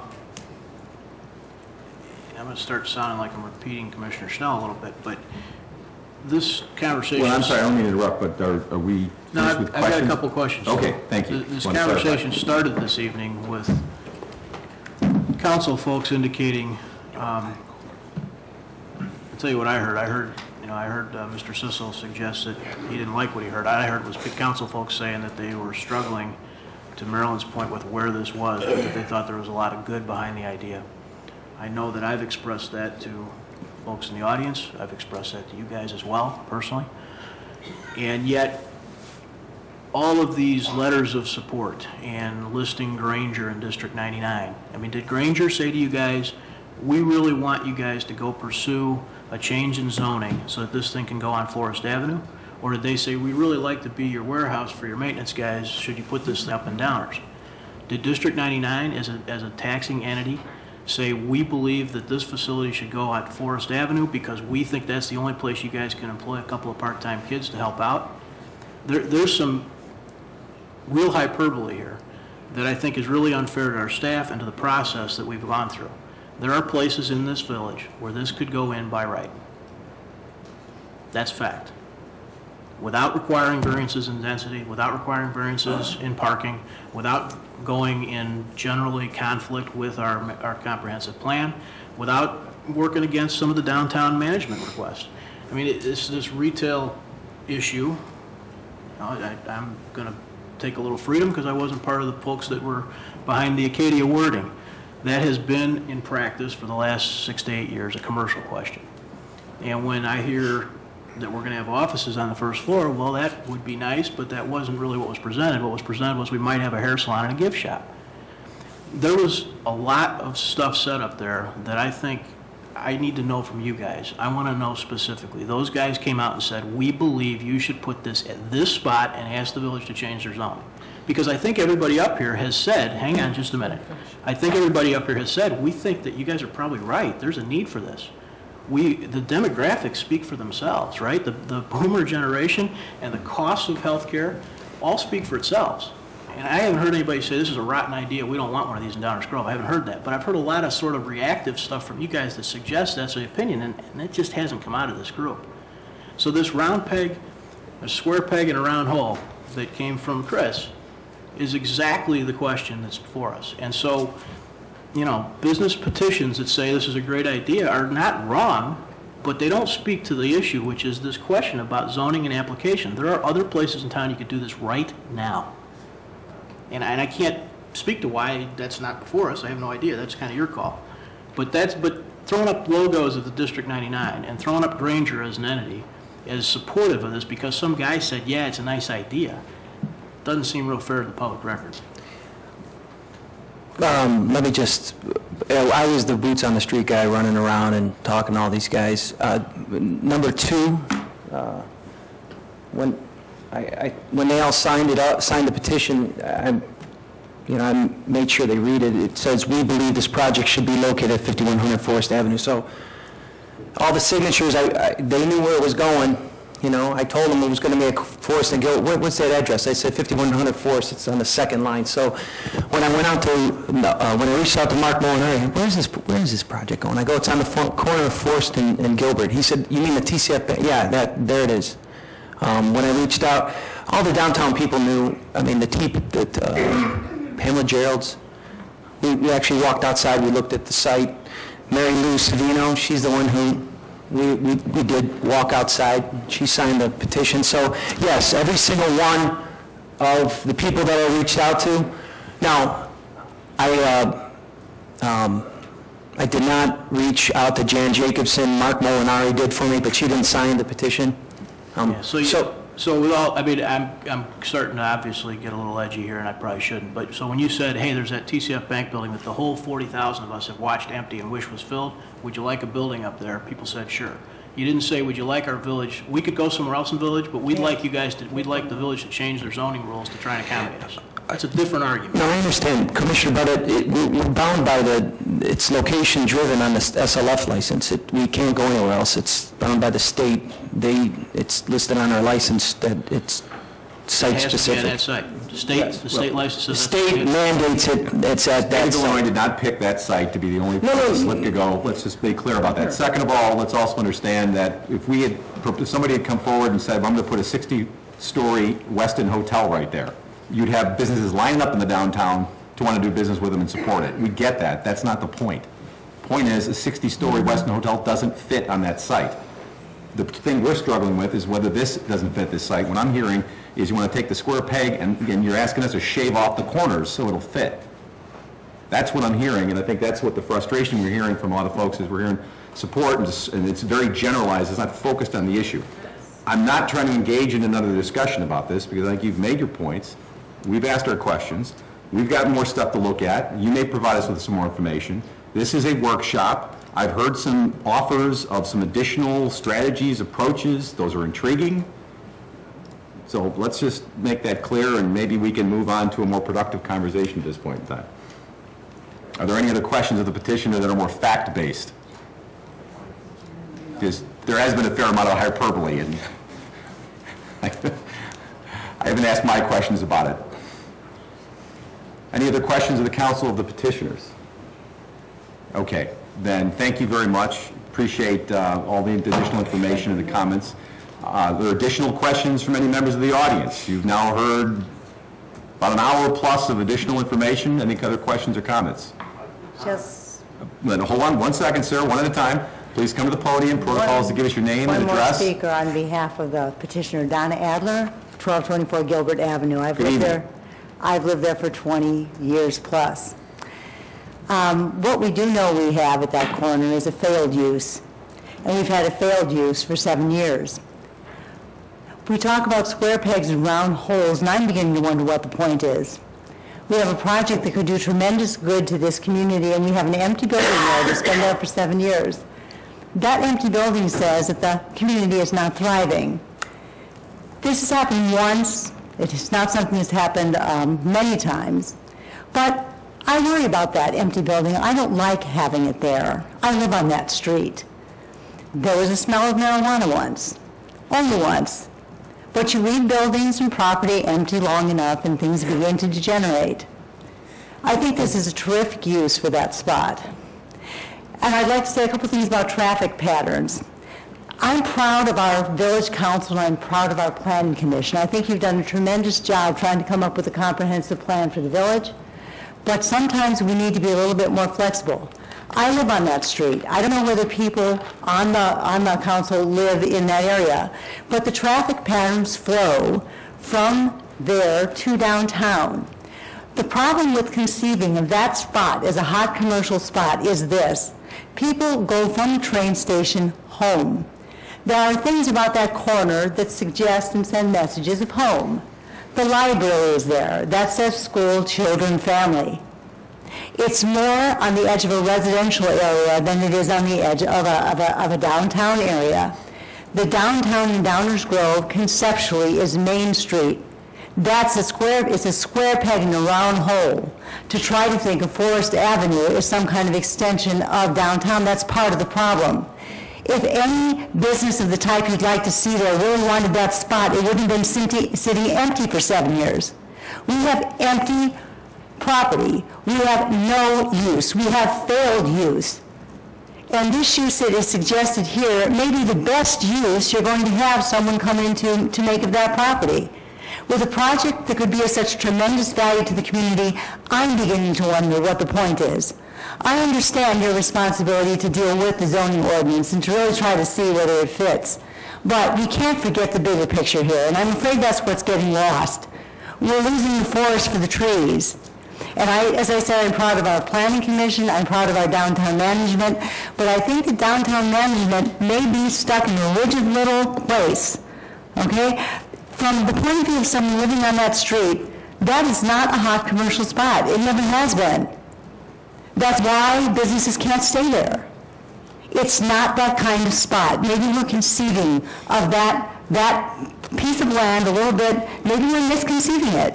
And so I would ask you to be open-minded and not turn away a project that could do such tremendous good to the community, but as a community, let's try to find a way to make this work. That's all I really have to say. Thank you for your comments, appreciate it. You guys never applaud when I say anything. That's not fair. Come on. Just for the record, it should be understood, again, the comprehensive plan was not cooked up by the village council in some back room. This was a multi-year process that was developed by the community. So when people ask us to be mindful of the community, it's expressed in the comprehensive plan, folks. The community is the one that gave this long-term direction, not 4 or 5 people. So we are being respectful of the community when we're being respectful of the comprehensive plan. That needs to be understood. And what I'm hearing is a request, and I'm not saying it's right, wrong, or indifferent, but it's pretty loud and clear, that basically saying, well, okay, this doesn't fit the comp plan, doesn't fit the zoning, change the comp plan, change the zoning. That's what I'm hearing, because it doesn't fit either one right now. Yes, sir, welcome. Hi, Mayor. My name's John Bradich. I live at 13145 South Avenue M in Chicago, and I'm here to support the project. And I really don't have much to say. I want to let you know I'm a real estate broker. I've done some development, and I have a construction services company.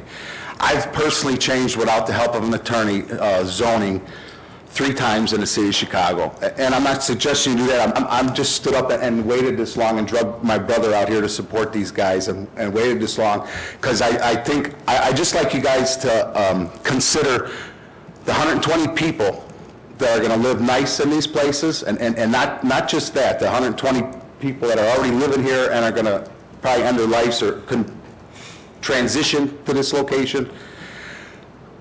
Consider the 120 families. You know, I don't know if any of you are dealing with elderly parents. I have one that I care for. I chose to design, and I built a house and I had my mother live with me. And if she needs a nursing home, I'm going to bring it to my house. But that's my decision. But when you go forward and roll your sleeves up and stick whatever you're going to stick in a round hole and work with these guys, consider 120 families. I don't know how many people that equates to. It's a lot of people. And the convenience and peace of mind that those 120 families will have by having this facility here in your town. Good night. Thank you for your comments, and thank you for making the drive out here from Chicago.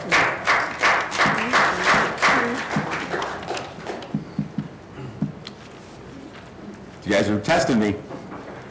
Mr. Sissel. I can well appreciate, and I've been listening and to what you're saying, and I appreciate the point that is bothering you. The comprehensive plan, again on page 4, it says, although comprehensive plans are required to be adopted by communities, their legal authority is limited. They are documents that guide future development of a community. They are not themselves development plans. Understood, but the comp plan is incorporated within the zoning ordinance, which I've heard repeatedly is the law that we're bound by. Would you agree? It says a comprehensive plan. I'm quoting right here. Zoning ordinance. You have to read 28-1902. Preamble to that makes it very clear that it incorporates the comprehensive plan, thereby making it part of the zoning ordinance. I'm sure the mayor's not suggesting that we have now made that a mandatory thing, a development plan? But what I'm being told is I don't need to pay any attention to it. I have to. It says it right in the preamble to 28-1902. I don't know what those other towns' zoning ordinances say, but I know what ours says. I know what's before me. I can't completely disregard it. I think that's what you're hearing the council say. Now, to say that the comp plan, I know what the comp plan says. I know every word of the comp plan. All right, so then you are aware that it says... I'm aware exactly what it says, and you have quoted it correctly. Well, I hope so. I read it. But the part is, no one is quoting the preamble to section 28-1902. I can't ignore that. All right.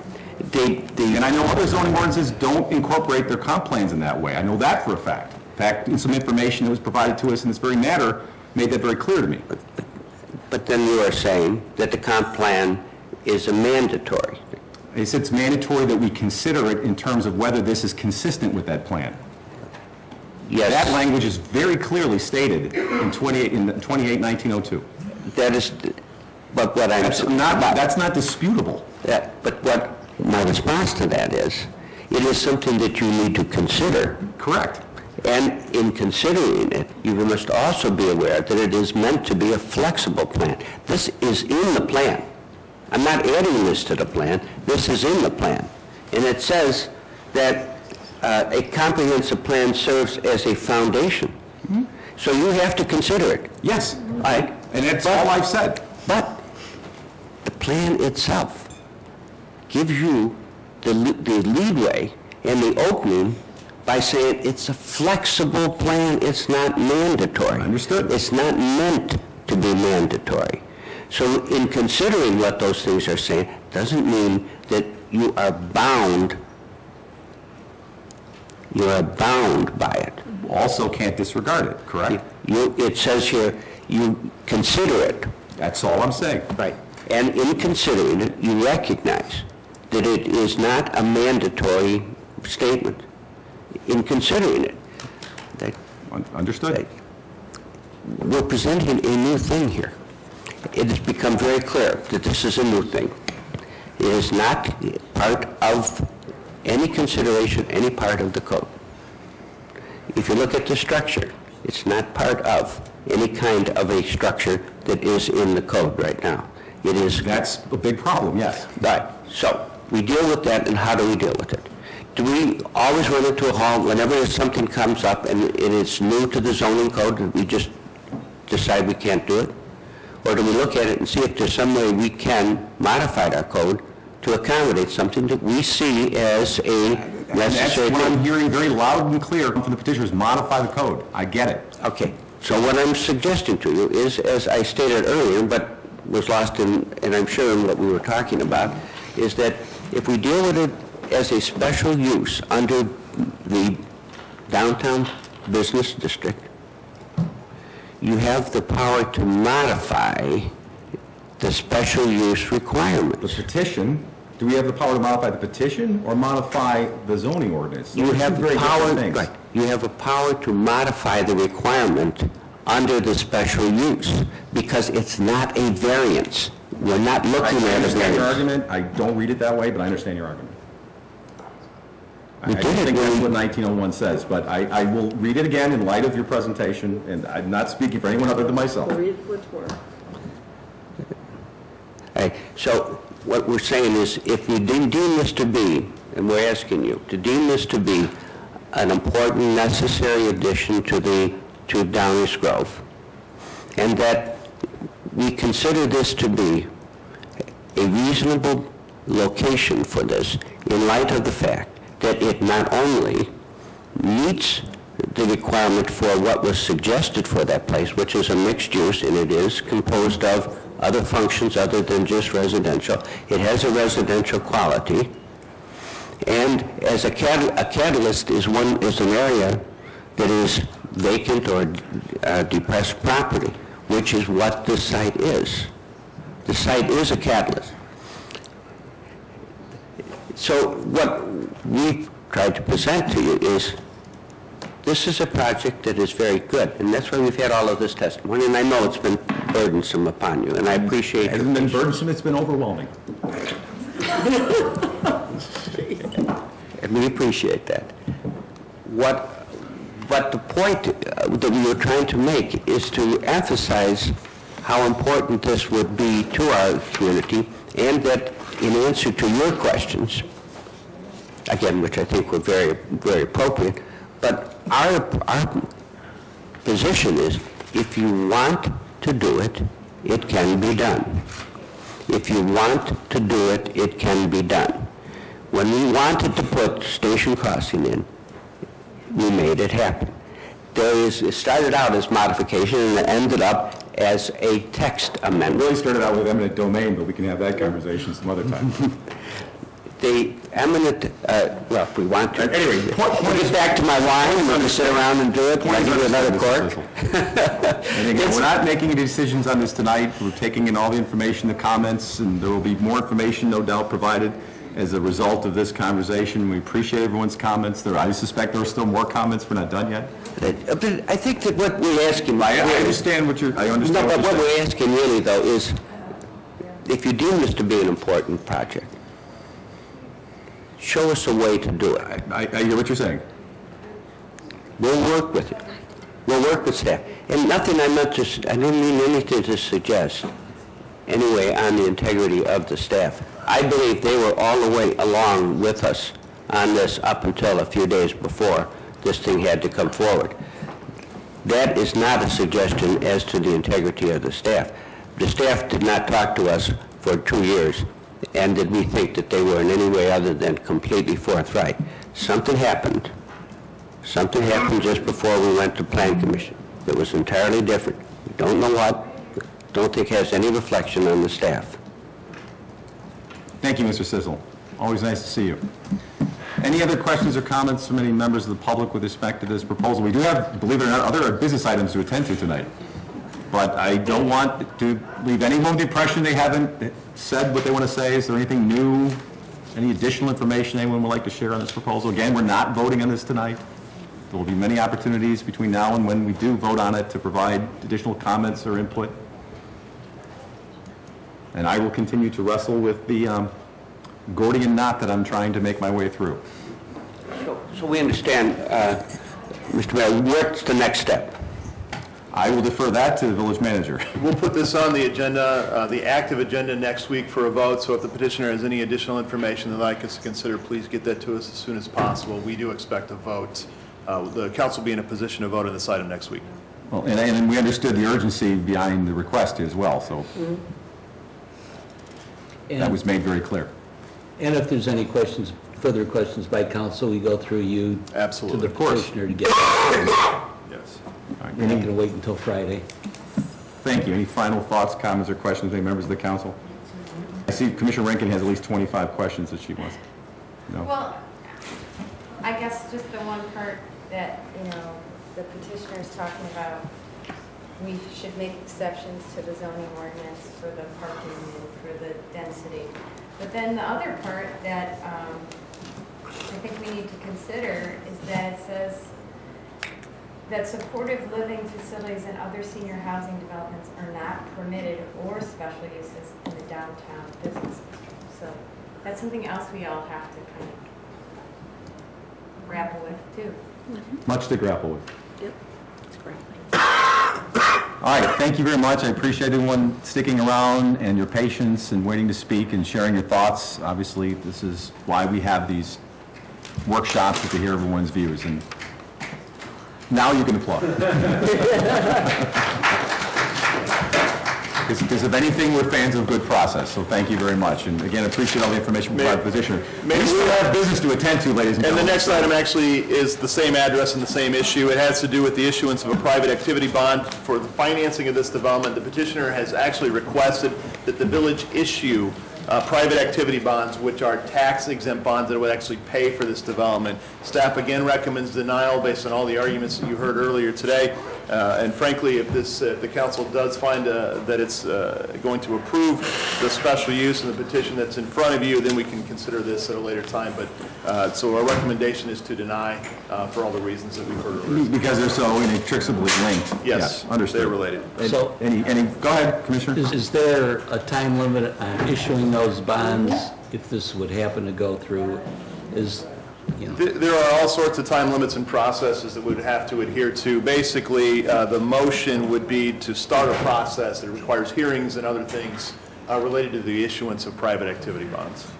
If we get to that point of pursuing that, we don't have any bonding, activity bond authority available to us. That's correct. This petition requires the ceding or granting of other municipalities or other jurisdictions' authority to the Village of Downers Grove first, and then we would actually issue tax-exempt bonds according to the law. So, and do we, and again, this is futuristic, but if indeed we get to that point, then I think we need to understand how all those little ducks are in a row. Absolutely. In the event that the council sees fit to approve the zoning aspects as the development entitlement of it, then we can get a lot more information on the private activity bond request. It's just important to note that we're responding to a request to be an expedited review of the financing request as well that was submitted by the petitioner. Other questions or comments from the council on item 8B, the financing activity, private activity bond related to the 5100 Forest Avenue proposal? Any questions or comments from any members of the audience on the financing aspect of this? All right, we'll move to item 8C then. 8C is an ordinance considering the establishment of a special service area number 5 for the Atwood subdivision. This is Atwood subdivision is a development by Greenscape Ventures that was recently approved by the Village Council. It has a detention area that would be owned and maintained by a homeowners association. This is a request to establish a special service area to fund the maintenance of the detention basin and related stormwater facilities in the event that the homeowners association fails to do so. This is consistent with the process we just went through with the subdivision by Greenscape Ventures just north of this property. If you have any questions, Tom Dabereiner from our Community Development Department is here to answer those. Thank you, Mr. Fieldman. Any questions or comments? Commissioner Schnell? And not to belabor the point, but basically, this would only come into effect if indeed the detention facility was not maintained by the property owners association. That is correct. So there is no risk to the village except for the fact that if they don't maintain it, we have a way of getting it maintained, recouping the expenses associated. That is correct. This is a way to defer risk and put the risk back on the property owners that benefit from the basin. Other questions or comments from members of the council? Any questions or comments from any members of the public with respect to the proposed special service area number 5? That concludes our first reading tonight, Mayor. Thank you. Terrific. Thank you very much. That brings us to item 9, the mayor's report. I will be merciful. I have no report tonight. Move to the manager's report, item 10. Just as merciful, no report. Village attorney's report. Mayor. I only have 2 items, though. The first item is an ordinance proposing the establishment of a special service area number 5 in the Village of Downers Grove, providing for a public hearing and other procedures in connection therewith. And the second is a petition seeking approval of a special use to permit a multifamily senior housing development at 5100 Forest Avenue. That is all. Thank you. Thank you very much. That brings us to item 12, councilmember reports and new business. We'll start with new business. I know Commissioner Newstad has something, and thank you for using this process. Thank you for As long allowing as me it's to. underused. It is my kind of pleasure, I guess, to talk about this tonight. It's something that we talked about at our heroin discussion a few weeks back from our police department and the other entities there. It's the idea that's been talked about before on this council is the ability to drop off unwanted or old prescription drugs. It was identified at the heroin discussion that is a starting point for some of the trouble that can lead to heroin addiction and use. Staff has been great and got a pretty quick response to us here about a program called RX Box.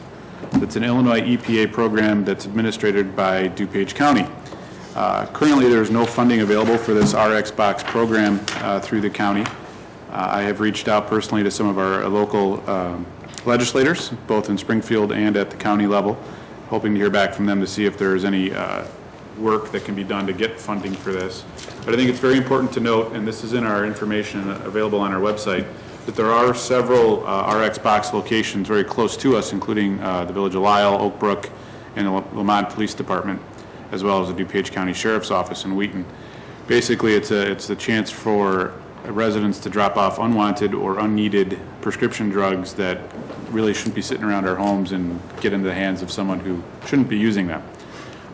The question I have for my colleagues up here on the council is, staff has asked if we would like to be placed on a waiting list. I think we kind of already have started that process, but I just want to get concurrence from the balance of the council if that is a path or a direction we would like to give staff tonight. You know, we can't give exact direction on a new business item, but whatever we want to call it, a thumbs up, a head nod, or check in later on down the road with the manager to say yes or no. But I think this is a good idea to get us on the list to try and come up with opportunities to help our residents dispose of their unneeded or unwanted prescription drugs. And a little quick shout out to former Commissioner Beckman. I know he brought this up not too long ago as well. Kind of in a different light, he was bringing it up for unused medication in his family.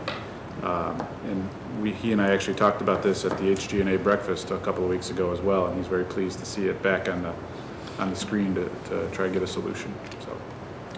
So, just a quick couple of notes from the staff side. This is a process that is just a cursory review by staff under new business, and we're happy to go forward and place ourselves on the waiting list. We're not really looking for council direction on that because the real policy issue would come if we actually get forward. And there are other issues that need to be considered. This is just a first blush. And if we get to that time where we're next or it could be funded, then we'll bring back a more... As an agenda item. As an agenda item. So we're happy to pursue by placing the waiting list, and we'll wait and see. Well, a few things. First of all, Commissioner, thank you for bringing this forward, and thank you for utilizing the mechanism of new business. This does allow us to bring up some topic, even individually or whatnot, for potential placement on an agenda later on.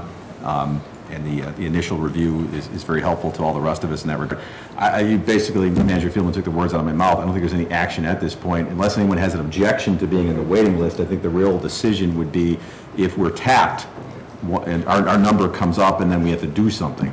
So unless anybody has an objection to being on the waiting list, I don't see any problem with that. We can make the actual decision later. Does anyone have any? I'm looking for verbal acknowledgement. Is there any objection? Thank you for that, Mayor. No. None. I support. Okay. Insist on the head nod. Which is something that I've always... I want to be misquoted. Good idea. pushed for. I always found I can't be misquoted, I don't say anything. That's right. Yeah, I know. That's why we used to do that. Right. Fair enough. Thank you. No objection. Thank Bill for that one. Fair enough. All right. Any other new business from any other members of the council? All right. Hearing none, then let's turn to council member reports. Commissioner Barnett, would you please kick us off? I have nothing to report, Mayor. Thank you. Commissioner Durkin? I'm going to follow that lead. Commissioner Schnell? I wouldn't dare. Play on words. Keep it going. That you can applaud. See, I got one and you didn't. You had to go up with the charades over there. I do have something that was handed to me today from the Downtown Management Office. The Gingerbread Festival begins on November 23rd through December 31st. Festivities take place all season long, including our tree lighting ceremony on November 23rd in downtown. There'll be a parade. The Gingerbread Festival includes a gingerbread man hunt, gingerbread house contest, There's complimentary carriage rides, breakfast with Santa, who will be in Downers Grove for a day, Small Business Saturday, which I think we're going to hear a little bit more about next week, and all sorts of other great ideas for our downtown Downers Grove, of which is a very extremely vibrant downtown. Has lots of people visiting from not only Downers Grove, but all over the DuPage County and metropolitan Chicago area every day. Thank you, Mayor. That's all I have. Really? Every day. Just kidding. All humor aside, Commissioner Rankin. Thank you, Commissioner. No report, Mayor. Commissioner Waldeck. I too shall show mercy. No report. Thank you. Two things that are very important. One, we do have a coffee with the council this Saturday, November 17th at 9 a.m. to 10 a.m. at the Bank Financial Building located at the corner of Curtis and Main Streets in our very vibrant downtown. And so if anyone has any questions, comments on any matters whatsoever, then feel free to come and join us. Tell us what you think about anything, including the discussion topics we had earlier tonight. And last, I just want to congratulate two different high school football teams, both Downers Grove North and Bennett, for a real heck of a football game, and congratulate Bennett on moving on, and congratulate Downers Grove North on a heck of a run. So that's all I have. With that, I'll ask for a motion to adjourn. So moved. Second. All in favor? Aye. Any opposed? We're adjourned. Thank you and good night. Came in handy there. Worked out well.